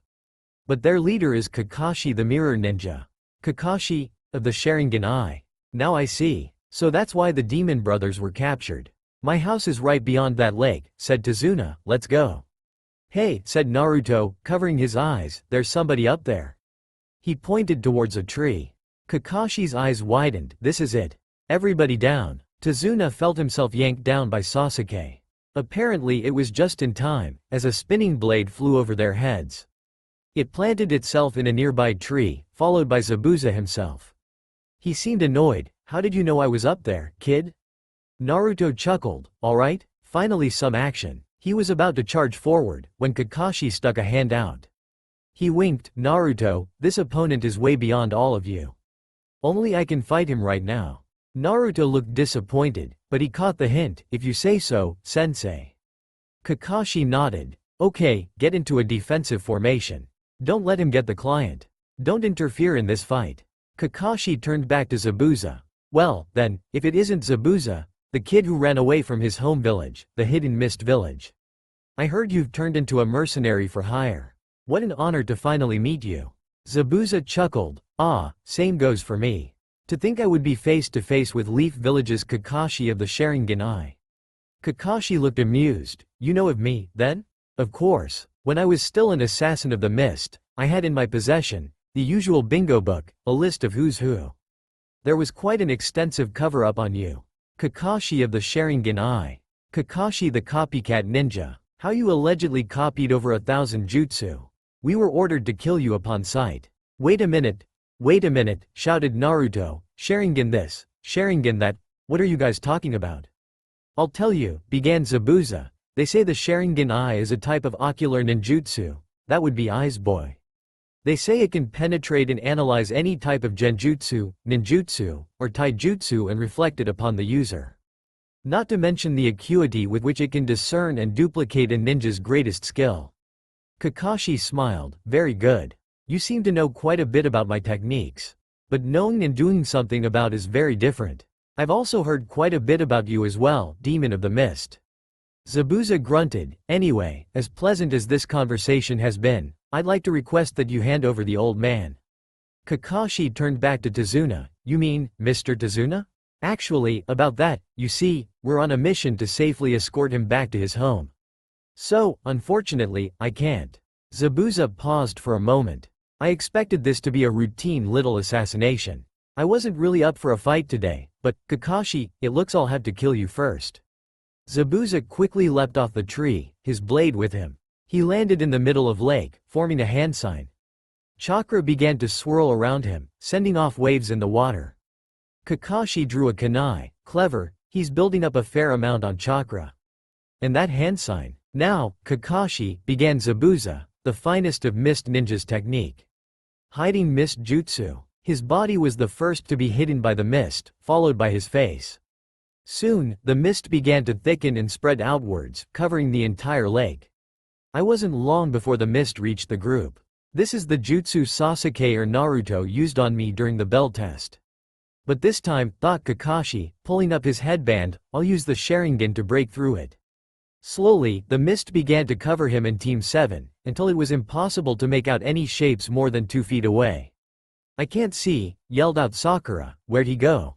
Damn, this is mist-type jutsu. Alright, said Sasuke, the hiding mist jutsu. Pretty smart. Now we don't know where he'll attack from. Kakashi chuckled, as he knew his team was more than well prepared. Zabuza will try to kill me first. I still haven't mastered every aspect of this Sharingan, so stay on your toes. Got it, sensei, said Naruto. Meanwhile, Zabuza quickly jumped in circles around his opponents. He couldn't see them, but he had already mastered the art of killing with no visible target. How about I play some mind games with them? 8 targets, muttered Zabuza, so they could hear. 8 vital targets, which should I choose? Shall it be the throat? There's also the lungs, the liver, the jugular vein, the spinal column, the kidney, the Achilles artery, or perhaps, the heart. Kakashi smirked. So, that's what's going on. You're good, Zabuza, but I'm better. HMPH, he thought as he formed a hand sign. Mr. Tazuna, you have nothing to worry about. I'll take care of him quickly. I wouldn't bet on that, said a sudden voice. Zabuza had broken through Team 7's formation, landing right in front of Tazuna. "Game over," he said. "Slice. I wouldn't bet on it," muttered Zabuza. "He broke through our defense," shouted Naruto. "Game over," muttered the mist assassin. "Ha, slice. Crash." Zabuza scowled. Kakashi had caught his arm and stopped his attack. Meanwhile, Sakura had carried Tazuna away into the mist, followed quickly by Naruto and Sasuke. Zabuza slowly turned around, but not before a kunai was jammed into his back. Slowly, water began to drip out. Kakashi's eyes widened. Water? Abruptly, Zabuza turned into a watery form and splashed to the ground. Behind another Zabuza emerged, got ya. He swung his heavy blade, cleaving Kakashi into two parts. "He cut right that, Kakashi-sensei," shouted Naruto, from a distance, sounding horrified. Zabuza smirked for a moment, before he too was surprised. Just like the water clone, Kakashi turned into a watery form. The real Kakashi landed behind Zabuza, holding a kunai to his neck. "Now, it's game over." Zabuza tensed up, feeling the kunai barely scratch his neck. "He managed to copy my water clone jutsu? In this mist? Yeah, Kakashi-sensei is the best," cheered Sakura. "Alright," shouted Sasuke, "way to use that idiot's jutsu against him." Zabuza tensed again. "What, now those little kids? Those fools that don't even have a right to be called shinobi are mocking me?" Zabuza began chuckling. "You really think it's over? I'm not that easy to fool, Kakashi. I don't know how, but you managed to copy my water clone jutsu in that short amount of time. Then you made your clone say something you would have said in order to get me to focus my attention on it, while you hid in the mist, watching my every move, right?" Kakashi growled in response. Zabuza smirked. "Too bad, Kakashi," he muttered. Zabuza turned to water and splashed away to expand the puddle from the previous clones. The real Zabuza appeared behind Kakashi, tightly gripping his blade. "You're dead." Kakashi turned just in time to see Zabuza begin his swing. He did the only thing he could do, which was duck. The blade swung past him and into the ground below Zabuza. He would have moved, but Zabuza balanced himself with the sword and sent a side kick out. Kakashi took the kick on the arm, but it was strong enough to send him flying. A moment later, he splashed into the lake. Zabuza chuckled, before vanishing. A moment later, Kakashi surfaced. "This water, it feels so heavy. Sensei." Kakashi looked up. The initial mist jutsu was beginning to wear off, and he could see Naruto on the shore. "It's a jutsu, he's behind you." Kakashi rapidly turned, but it was too late. Zabuza had already initiated his technique, water prison jutsu. A wall of water rose up from around a stunned Kakashi, eventually forming a sphere. Inside, Kakashi tried to break free, but the water held. Zabuza laughed. "You're trapped, Kakashi. I know you tried to regroup yourself under the water. Unfortunately, this lake is all part of my jutsu too, ha ha ha. Don't bother struggling, Kakashi, as long as my arm remains in there, this prison is inescapable. Now then, time to deal with those three little brats." Water clone jutsu. Kakashi sat back. Giving a sigh, he watched as a Zabuza clone emerged from the water. "Oh well, I tried. But I wish I had my camera. I'd love to take a picture of his face when they destroy his clones." Back on the shores, Naruto, Sasuke, and Sakura regrouped in front of Tazuna. "Damn, looks like he got him," said Naruto. "Well," pointed out Sakura, "it was to be expected. So, what do we do now?" Sasuke shrugged. "I'll take him." Naruto shook his head. "No. I don't want." "Never mind. Okay, I'll break Kakashi out of the prison. You two wait here. This won't take long. When I'm done, Sakura, you go fight him. Sasuke, remember what I told you on the way here. If it's true, well, you know what to do." Sasuke and Sakura nodded. "Right." Naruto stepped forward to face the oncoming Zabuza clone. From his prison, Kakashi shouted, "Naruto, wait. I want you all to escape with Tazuna. The clone will not be able to follow you far. And if he wants to hold me here, he won't be able to leave unless he releases me. Trust me, this battle is too much for you guys to handle." Naruto waved him off. "Can it, sensei? We're going to bust you out, now." Zabuza clone laughed. Well, the little wannabe ninja steps forward. "You know, you should respect your leader, especially when he's right." Naruto frowned. "What's that, tough guy? I didn't quite catch that." Zabuza smirked. "You really think you can stand up to me, don't you?" Let me tell you something, boy. Just because you wear that headband, it doesn't mean you are a true shinobi. A true shinobi is one that has crossed the barrier between the lands of the living and the lands of the dead. You need to have earned a ranking in my bingo book before I'll call you a worthy ninja. You know what you really are, is a brat. Naruto smiled. Well, then. Allow me to show just what this brat can do. Zabuza smirked before he vanished, reappearing behind Naruto. Too late, kid. Zabuza turned swinging his blade, but Naruto jumped, letting it pass harmlessly below him. The blonde then stepped forward, almost lazily, to dodge a second overhead swing. So you're good at dodging, commented Zabuza. Naruto smiled sweetly. It's more than just that. Zabuza scowled. I'm going to wipe that smirk off you, kid, he yelled. For the next few minutes, the Zabuza clone chased Naruto around, swinging his giant blade. Horizontal cuts, vertical cuts, and diagonal cuts right after one another. Amazingly, Naruto, his smirk growing ever wider, continued to easily dodge the assault. From his position, the real Zabuza cursed. Kakashi chuckled. What's wrong, Zabuza? You got me trapped so easily. I can't believe you're having so much trouble with these, as you would put it, brats. Zabuza glared at him, explained Kakashi. An ordinary genin like him should not be able to anticipate my attacks so easily. Not only that, but he is moving at a speed unheard of for under-level shinobi. You see, Zabuza, these are no ordinary genin. They have a reputation in Konoha as being the best rookie cell that we've seen for a long time. In fact, they even defeated me. They are already Junin-level ninja, all of them. Zabuza's eyes widened. What? He turned back to the scene in front of him. His clone was still swinging wildly. There's no way. I'll prove it, Kakashi, with this strike here. Herg. Back on the shore, Naruto ducked to avoid a swing. He was still smirking, though in a way to show he was bored. Finally, the clone stopped. Naruto seemed amused. What's this? Tired already? The Zabuza clone pulled back his blade and vanished, appearing from beside him. Take this. Naruto watched as the clone thrust forward, aiming for his heart. He smirked before vanishing right before it reached him. He reappeared standing on top of Zabuza's blade. Shame, I really thought you were going to do something interesting. This ceases to amuse me. The clone grunted before pulling out his sword. Now, I've got you. Still in midair, Naruto could only watch as Zabuza cut right through him. Zabuza's smile soon disappeared, for Naruto had turned to water. A water clone? He stopped feeling a kunai on his back. It was another comical sight, an adult assassin at the mercy of a 12-year-old boy. That's right, Zabuza. I used your own technique against you. And now, you're gone. The Zabuza clone straightened, as Naruto's kunai pierced through. Water slowly dripped out, before the clone turned to water and splashed to the ground. On the lake, Zabuza cursed again. Fine, I'll just create another one. This time, I'll give it more chakra. Water clone jutsu. Another Zabuza clone emerged from the water. However, this time, Naruto countered with shadow clone jutsu. At the same time, both clone fully materialized. Zabuza scowl deepened. Damn it. He's countering all of my techniques with his own. Kakashi chuckled. Why don't you just release me, Zabuza? You and I both know Naruto can free me at any time. He's toying with you. A look of anger overcame Zabuza. Damn that brat. I'll kill you. Kakashi smirked. Wow, you're being played a little genin. How shameful, demon of the mist.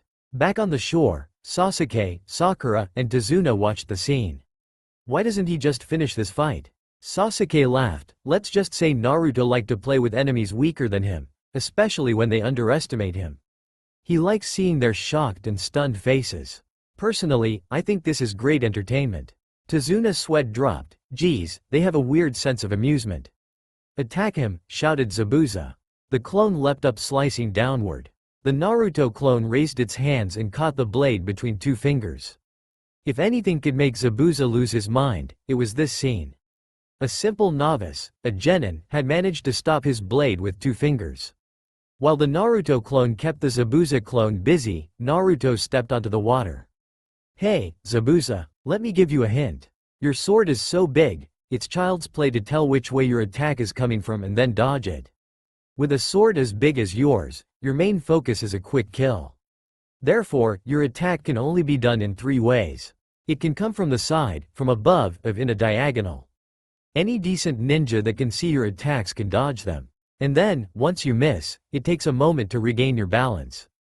I could have destroyed your clone long ago.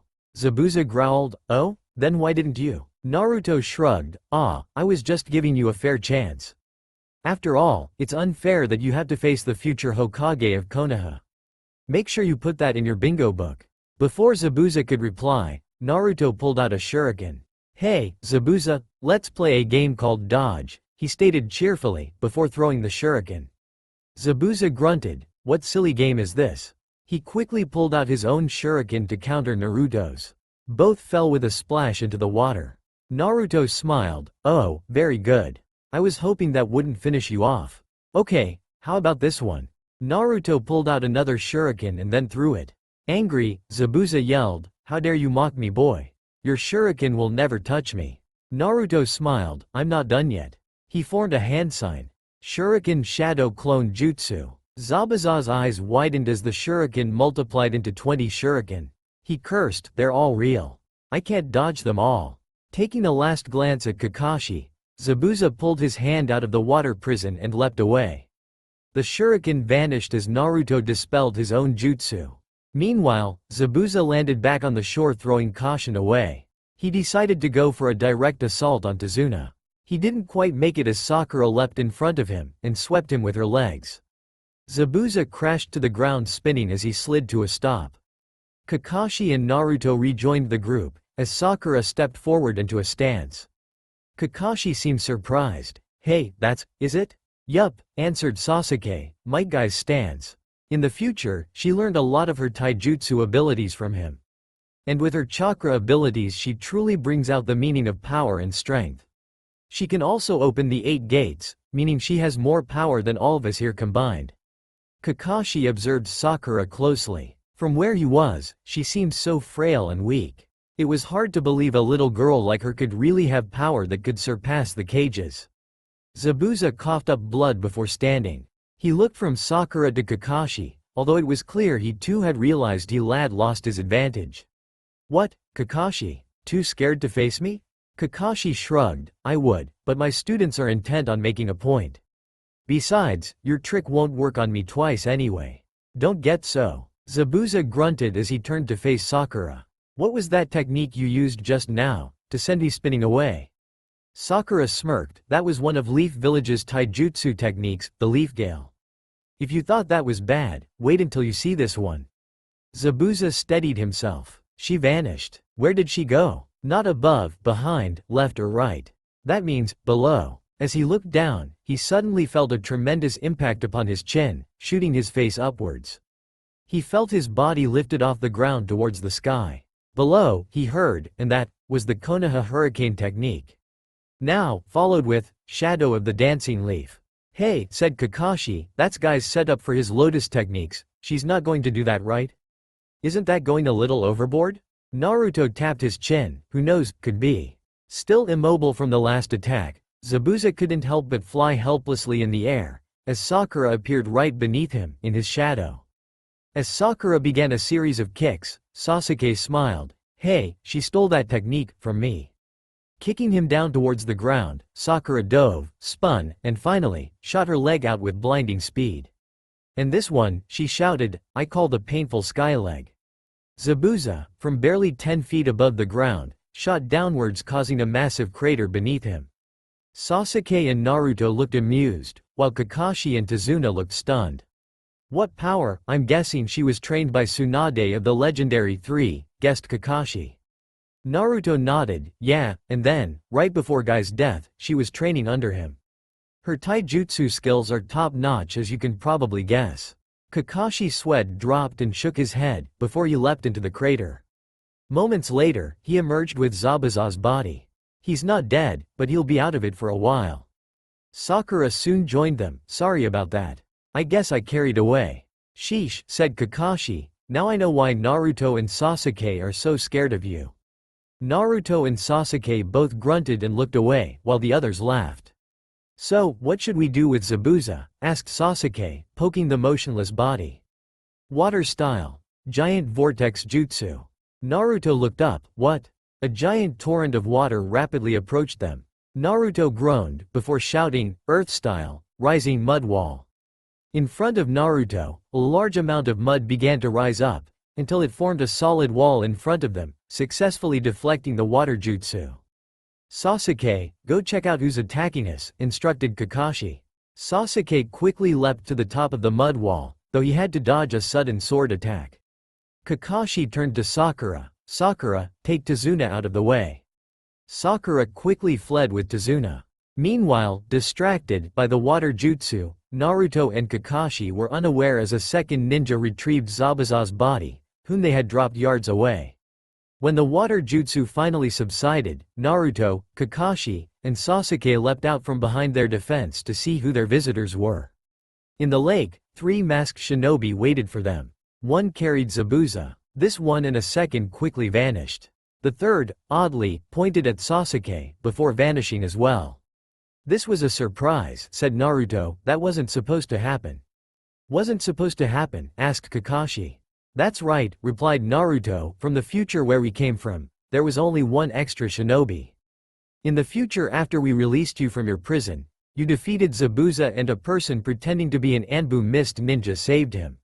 When we confronted them again, it was just Zabuza and that other." "I've heard of this," said Kakashi. "Suddenly, when you tamper with time, sometimes events have a way of changing. I don't know the details, but I read it in a book once." Lord Hokage was describing to us about that time jutsu way back. He also told those who succeeded sometimes had to deal with strange and mysterious changes to their pasts. "That must be it," replied Naruto, "but I wonder who they were. They seemed pretty strong, but at the same time really familiar." "Who were those guys?" asked Sakura, returning. Sasuke shook his head. "We don't know, but something about the way that last guy pointed at me. I just don't like it."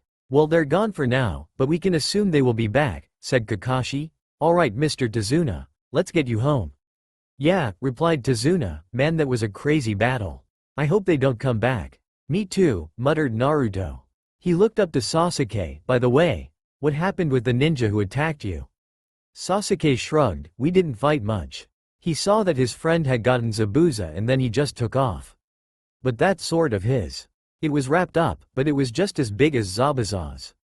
"Another former mist assassin?" asked Kakashi. "I think so," said Sasuke. "It looked familiar too.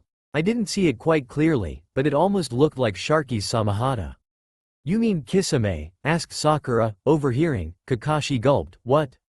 Are you saying that guy who attacked us was the scourge of the hidden mist village, Kisame Hoshigaki?" "Could be," said Naruto, darkly. "But what's he doing here? It'll be that time jutsu problem probably. Maybe Gato decided to hire some extra ninja mercenaries. It'd be just like Zabuza to tell him about Kisame. And if that was Kisame, then the other guy must be." Sasuke faced paled. "Itachi." Kakashi's eyes widened. "You're kidding me." Sakura gulped. "Itachi? Not him too. Wasn't there a third guy too?" asked Tazuna. "I mean with them. One was carrying Zabuza's body, but there were 2 others." "Oh yeah, that was probably Haku, an ice jutsu user," said Naruto. "He's no problem. It's the other 2, Itachi Uchiha and Kisame Hoshigaki, that I'm worried about. Both of them are on a level much higher than Zabuza's. And that means they are on a much closer level to us. I have no doubt we can beat them, but it'll be hard trying to protect you at the same time. Things will get pretty rough." "I thought as much," said Kakashi. "I'm so glad our team was the one who got assigned to this mission. Otherwise, any other Genin team would have been wiped out. I'll still have to report all this to the Hokage, Naruto. If Kisame and Itachi are aiding men like Gato, all hidden villages need to be aware." "Right," said Naruto, "we'll need to prepare for a fight against them. Sasuke will take care of Itachi. Sakura will take Kisame. I'll take Haku. And Kakashi-sensei gets Zabuza." "Are you sure?" Naruto asked Kakashi. "No offense to you, Sasuke, but it is your brother you're fighting." Sasuke smirked. "That guy? I'll have no trouble killing him. You of all people should know that Kakashi freaking destroyed our clan." Kakashi shrugged. "Okay," he said. "Looks like I'll finally get my chance at Zabuza then, since you rudely stole him from me. You guys should have let me finish him. Now they know you guys are no ordinary genin." "Yeah, whatever," whined Naruto. "If we had known Kisame and Itachi would suddenly show up, I would have." But at least they only got a good look at Sakura's techniques. They still have no idea how strong Sasuke and I are. But don't worry sensei, next time we'll leave it all to you. Kakashi's sweat dropped. I bet anything, next time, I'll be getting my ass beaten. Then they'll say something like, but Kakashi-sensei, you told us not to butt in. Crazy kids. Still, I can't deny that they're strong. Amazing how quickly Sakura took out Zabuza. Sasuke and Naruto fear her, but I have a feeling they have powers within them that they haven't even begun to show yet. Finally, said Tazuna, suddenly, standing in front of a beaten-down house, welcome to my home. Kakashi blinked. Great, why don't we all rest up then? We're going to need it. Gato's headquarters. He failed? What the hell do you mean he failed? What am I paying you for, charity? Get back out there and finish the job. Kisame snarled, relax, Gato. We were a bit unprepared for how strong those shinobi were. If I had not stepped in, Zabuza would probably be dead. If we had fought them there, we would have undoubtedly been severely injured if not dead. Gato snarled back, well, I'd be better off if you were dead. Then I wouldn't have to pay you guys the fortune that I'm paying you. And how did you fail anyway? I was informed your enemy was a couple of kids. Don't tell me your reputations are jokes? A shorter figure emerged, if I may interrupt, Mr. Gato. Although it was true they were just kids, those kids seemed to be top-level shinobi from the Hidden Leaf Village. They are incredibly strong, as you can see from Zabuza's injuries. But, you have nothing to worry about. There are 4 of them and 4 of us. We will regroup for now and attack them later, giving a chance for Zabuza to recover. Gato, still fuming, sat down. Whatever. I guess it was convenient I hired you two then, eh? Well, you'd better bring back good news next time. I want that bridge builder dead by the end of the week. Of course, replied the figure, we expect Zabuza will be ready to go in about that time. And, if we fail our mission you can keep your pay. Gato chuckled, if you fail your mission, I don't want to see you here ever again. The shorter man was silent for a moment, before he shrugged, agreed. Lord Hokage, run. Naruto gently wiped off blood from his sleeve. A huge cut on his arm showed the results of hours of continuous fighting.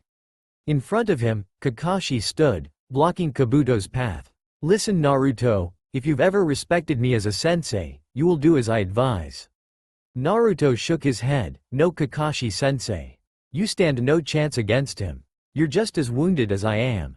Kakashi smiled, yes, but my death will mean much less to our village's survival than yours. Only one of us can escape. I'd much rather it'd be you. Now go. End flashback, DREAM. Oh, my little Naruto, how nice to see you again. Naruto scowled, Kabuto, by the way, I killed your sensei, Kakashi. Naruto drew a kunai, I know, and now you're going to pay for it. Kabuto smiled, but I've already paid for it. Don't you remember, little Naruto, you killed me.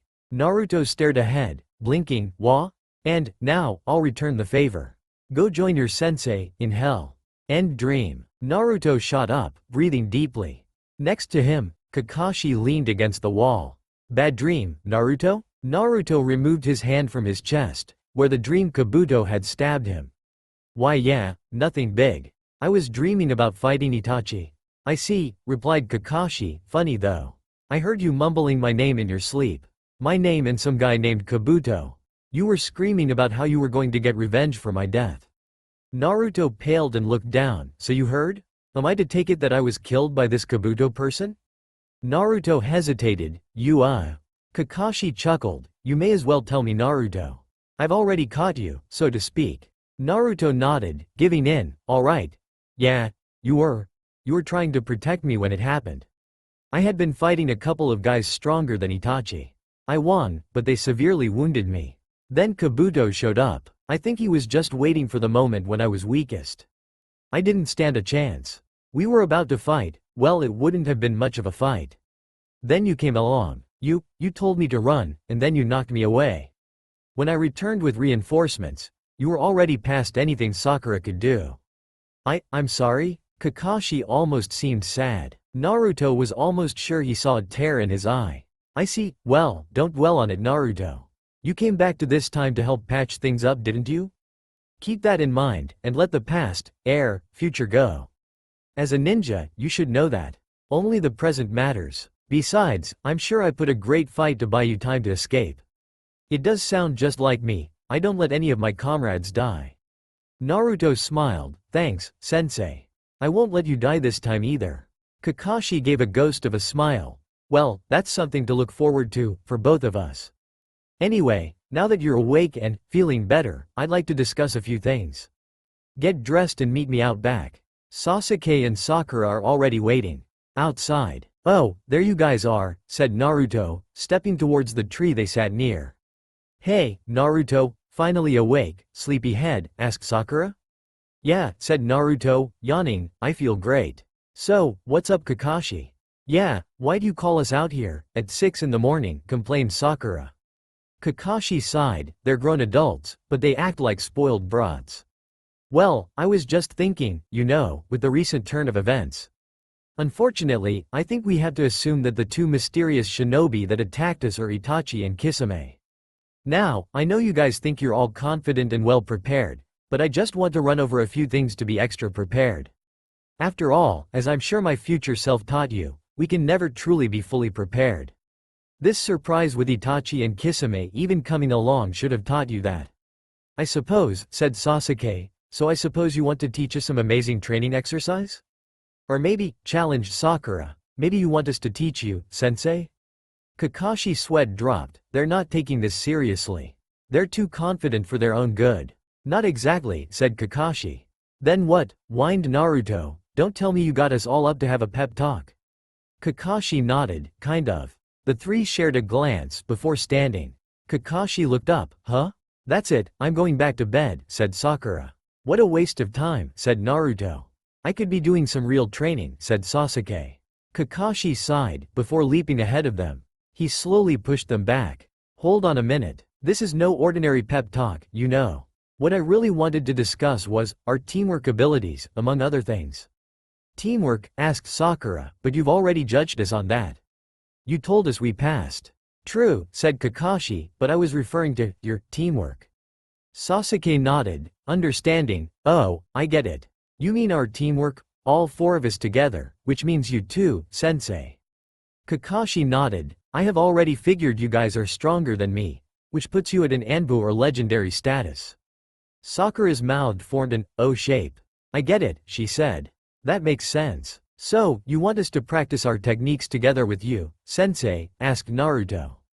Kakashi nodded, yes, eventually, but not right now. It'd be somewhat pointless if we just started. You have to remember, with the slight exception of Sakura, I really have no idea what your abilities are.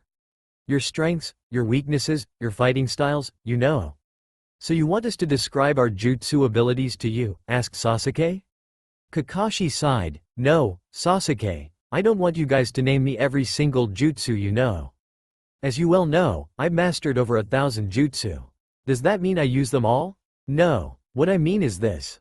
Give me an overview of your basic genjutsu, ninjutsu, and taijutsu abilities. Then you can tell me any special techniques like Sakura's chakra-enhancing strength and her taijutsu skills. Are you good at close range or ranged fighting?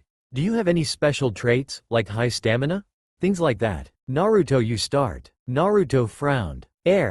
Well, this is all confusing, but okay. My ninjutsu abilities are great, I would say. I can do genjutsu pretty well, but I don't really like it. Of course, dispelling genjutsu is pretty easy. My taijutsu abilities are great too, but they are always done in conjunction with my ninjutsu. Meaning, I'll summon a bunch of shadow clones to do my fighting or to set up my own original taijutsu technique. I'm not really into the fighting that Guy and Sakura do. Kakashi nodded. Okay, so I take it you are pretty much a ninjutsu fighter? Naruto gave him the somewhat sign, if I can defeat my enemy without ninjutsu, like I did with that Zabuza clone, then, I won't but, otherwise yeah. I see, replied Kakashi, for now, we'll go with close range to mid-range fighting. Okay, good. Now, what about your special abilities? Naruto started counting on his fingers. Sakura shook her head, while Sasuke looked embarrassed. Kakashi narrowed his eyes, he's counting on his fingers, oh dear. Okay. Yeah, said Naruto, holding up 4 fingers. So, I really have 4 special signature techniques. Of course I can do a whole bunch, but you said not to name them all, right sensei? Kakashi nodded. Yeah, continue. So the first, began Naruto, is the Shadow Clone and Mass Shadow Clone Jutsu. I usually start out with this jutsu to set up my other ones. Hold on a moment, what do you by mean Mass Shadow Clone? Well, sensei, when I mean mass, a lot. Yeah, but what's a lot? Asked Kakashi. Naruto scratched his head. I don't know. What do you think, Sasuke? Sasuke chuckled. When he was fighting in the Chunin exams, Naruto managed to create at least 1,000 clones. By now, I expect that number to have increased, possibly tripled, if not more. 1,000? Asked Kakashi, his mouth dropping wide open. How is that possible? Well, actually, I was thinking more like 5,000, said Naruto looking up, and, oh yeah. It's because of the nine-tailed fox. I'm able to draw upon its chakra. Jiraiya taught me how. Kakashi's sweat dropped. This kid, if he could create 5,000 clones and still fight, he could be unstoppable. Okay, said Kakashi, clearing his thoughts, so you mentioned 3 other jutsus? What are they? The first is the Rasengan technique, the spiraling sphere. Kakashi nodded. Jiraiya must have taught you that too. I wonder, he must have also told you the fourth never finished that technique? Naruto nodded. Yeah, I've been working on that. Right now, I can mix my wind-based chakra with it to create a really devastating attack. It's not complete because it damages me along with the opponent. Actually, it's really like a suicide attack because it damages the opponent at the cellular level. At the same time, it has like a recoil effect on me, basically destroying my arm. In fact, if it wasn't for Tsunade, I wouldn't be able to use this arm. I call it the Rasen Shuriken because it takes the form of a shuriken. Kakashi shook his head. Amazing, to think the fourth Hokage could be surpassed. You truly are your father's son. Let me guess, one of your other techniques is the fourth special one. I'm guessing it's the one that earned him the nickname Yellow Flash? Naruto nodded. Yeah, the Flying Thunder God technique. I only use with Sasuke's Chidori, or rather your Chidori attack though. Kakashi glanced at Sasuke. So, Sasuke managed to pick up my signature ninjutsu. Huh, that must be a devastating attack, said Kakashi. Yeah, we call it the lightning flash technique. Kakashi seemed impressed. Pretty clever. Okay, and your last technique, Naruto? Oh right. The last one I need to make a pentagon design and then force my opponent to the center of it. Then I usually stop them with a shadow possession jutsu or a paralysis jutsu. Then I create 5 different clones and we each do a different elemental jutsu on the opponent. Kakashi laughed. That's gotta hurt. Okay, Naruto, that's good enough. That's a pretty solid set of techniques you got there. Now, what about the nine-tailed fox? How much of its chakra can you draw? Naruto scratched his head. Well, a lot of it. I can't really describe it in quantities, but because I have the 9 tails chakra I have a near limitless backup chakra supply. In effect, that allows me to continue a fight for hours without losing chakra. Of course there's physical exhaustion, but fights usually don't last that long. I can even communicate with him. There used to be a problem where he would try to break out of his seal and take over my body and mind. He would usually take advantage of me when I got emotional, which would weaken the seal. He's much calmer now though. I think he accepts the fact that he's trapped for good. Besides, we get along, pretty well. The fox you mean? Asked Kakashi. And geez, thank God for small gifts. I wouldn't want to have to fight Naruto when the 9-tailed fox started taking over his body. Naruto nodded. Yeah, he's also one of my summons. I can fight with him in battle. Kakashi looked stunned. Is that safe? Naruto laughed. No need to worry, sensei. I put a special seal on the Kyuubi. Once I summon him he cannot directly go against my will, and he must return into the seal once I call him back. I usually don't need to summon him because I have a contract with the toads. Yerji is doing of course. Kakashi nodded, already beginning to regret having this conversation. He had learned things he wasn't quite ready to hear. Alright, anything else? Naruto shrugged. Nah, I think that's it. Kakashi sighed. Okay, so, let me go over this.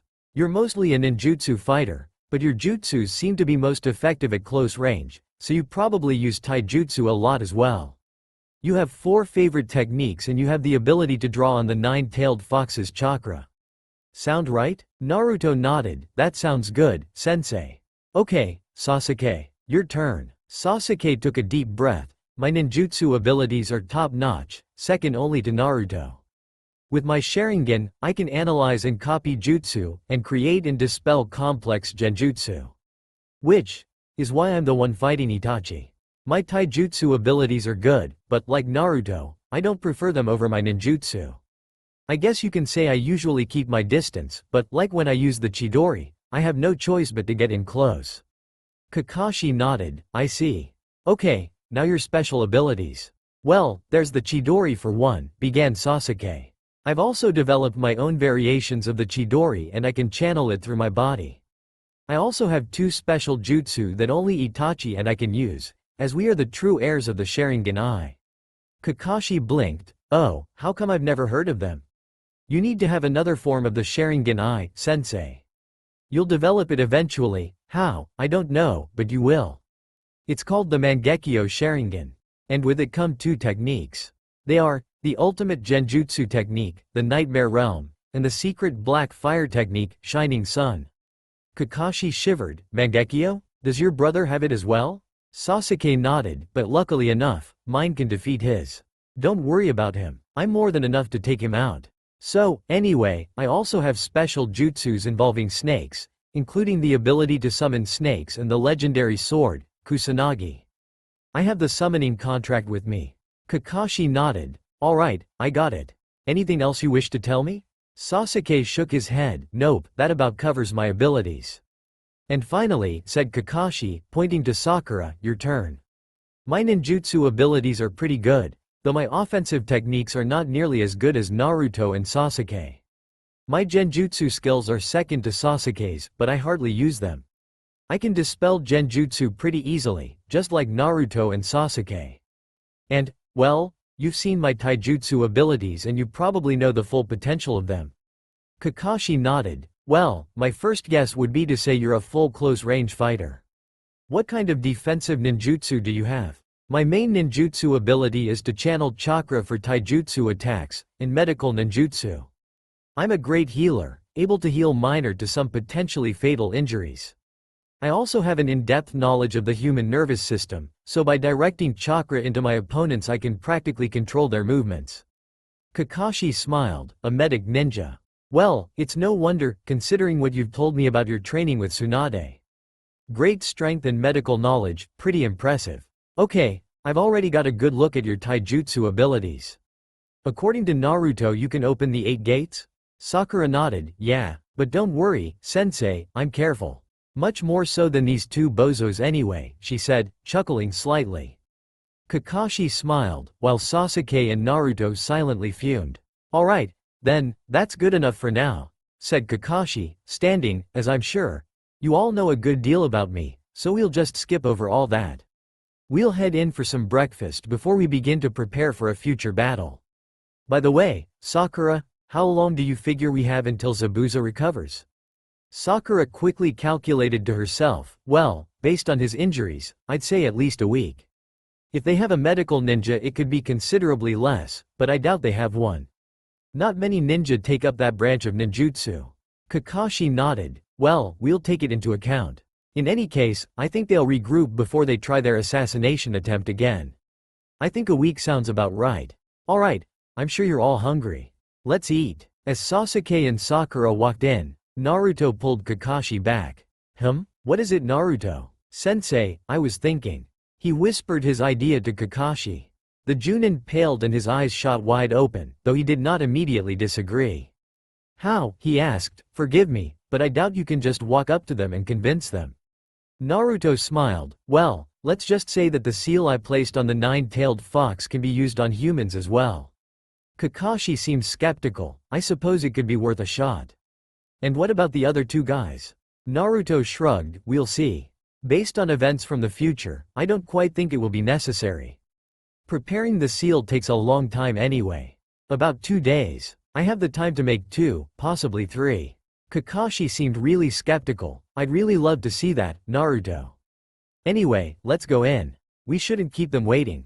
Besides, I'm still trying to digest all of the abilities you all claim to have. Naruto smirked. It all sounds great when we say it, but just wait till we get on the battlefield. The abilities I told you were only really necessary when we're fighting S-rank shinobi. Anything less than that, well, you get the idea. Kakashi's sweat dropped. Yeah, basically guys like me will get their asses handed to them by kids like them.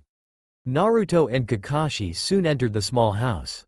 An aroma of cooking fish filled their nostrils as they sat down, joining Sasuke and Sakura. "What took you two so long?" asked Sasuke.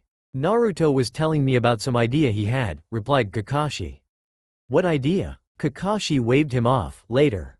I'm still thinking about it myself, and that on top of the other things you've all told me." "Oh," interrupted Tazuna, stepping in with Tsunami, "looks like you all are up early." "So," said Kakashi, ignoring the comment, "how long do you think it will take to complete the bridge, Mr. Tazuna?" "A month at the very least," the bridge builder replied, "assuming that my work can go interrupted, without ninja attacking me every few seconds." Kakashi nodded. "Well, we foresee a future battle, so you'll have to stick close to the four of us. We've agreed that you'll need to have 2 constant guards with you at all times." Tazuna shrugged. "Hey, whatever works. I just want those ninja guys off my back." A small voice interrupted, as if that will ever happen. Every head in the room turned towards the stairs to see a young boy standing on the first step. "Ah, Inari, you're awake. I'm sorry I got home so late that I couldn't see you. Come here and give Grandpa a hug. Oh, and greet out guests. They're shinobi from the Hidden Leaf Village and they were a big help getting me back here safely." Inari carefully observed them before he shrugged. "What's the use? They're all going to die anyway." Kakashi's sweat dropped. Sasuke clenched his teeth. Sakura suspiciously began to crack her knuckles. Naruto jumped up. "Hey, what's your problem, kid? You obviously don't know that you're looking at the future Hokage of Konoha, so show some respect." Inari turned away. "I don't care who you are. You have no idea who you're going up against. So if you don't want to die, go home."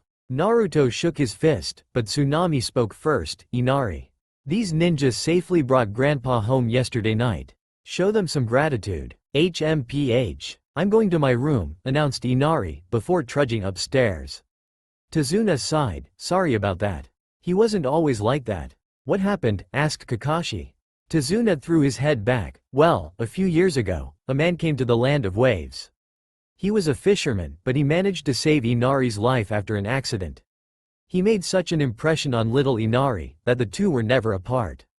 After time, he came to be a part of the family. He was a very strong and courageous man, even sacrificing his own to protect this village against Gato and his men. Consequently, he was killed in a public execution. Ever since then, Inari's been heartbroken and distant. A tear fell down the man's eye, but damn, those were the good days. And that's why this village needs this bridge. The villagers have all but lost hope. Anyway, enough talk, we should get going to the bridge. Actually, before we go, I'd like to go outside and warm up a bit with these three," said Kakashi. "We'll be back in about an hour." "Don't worry, they won't send anyone today." Tazuna shrugged. "Well, you shinobi know what's best. I will wait here then."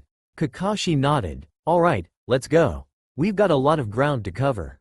That's all for now. If you enjoy, then please like, share and do comments.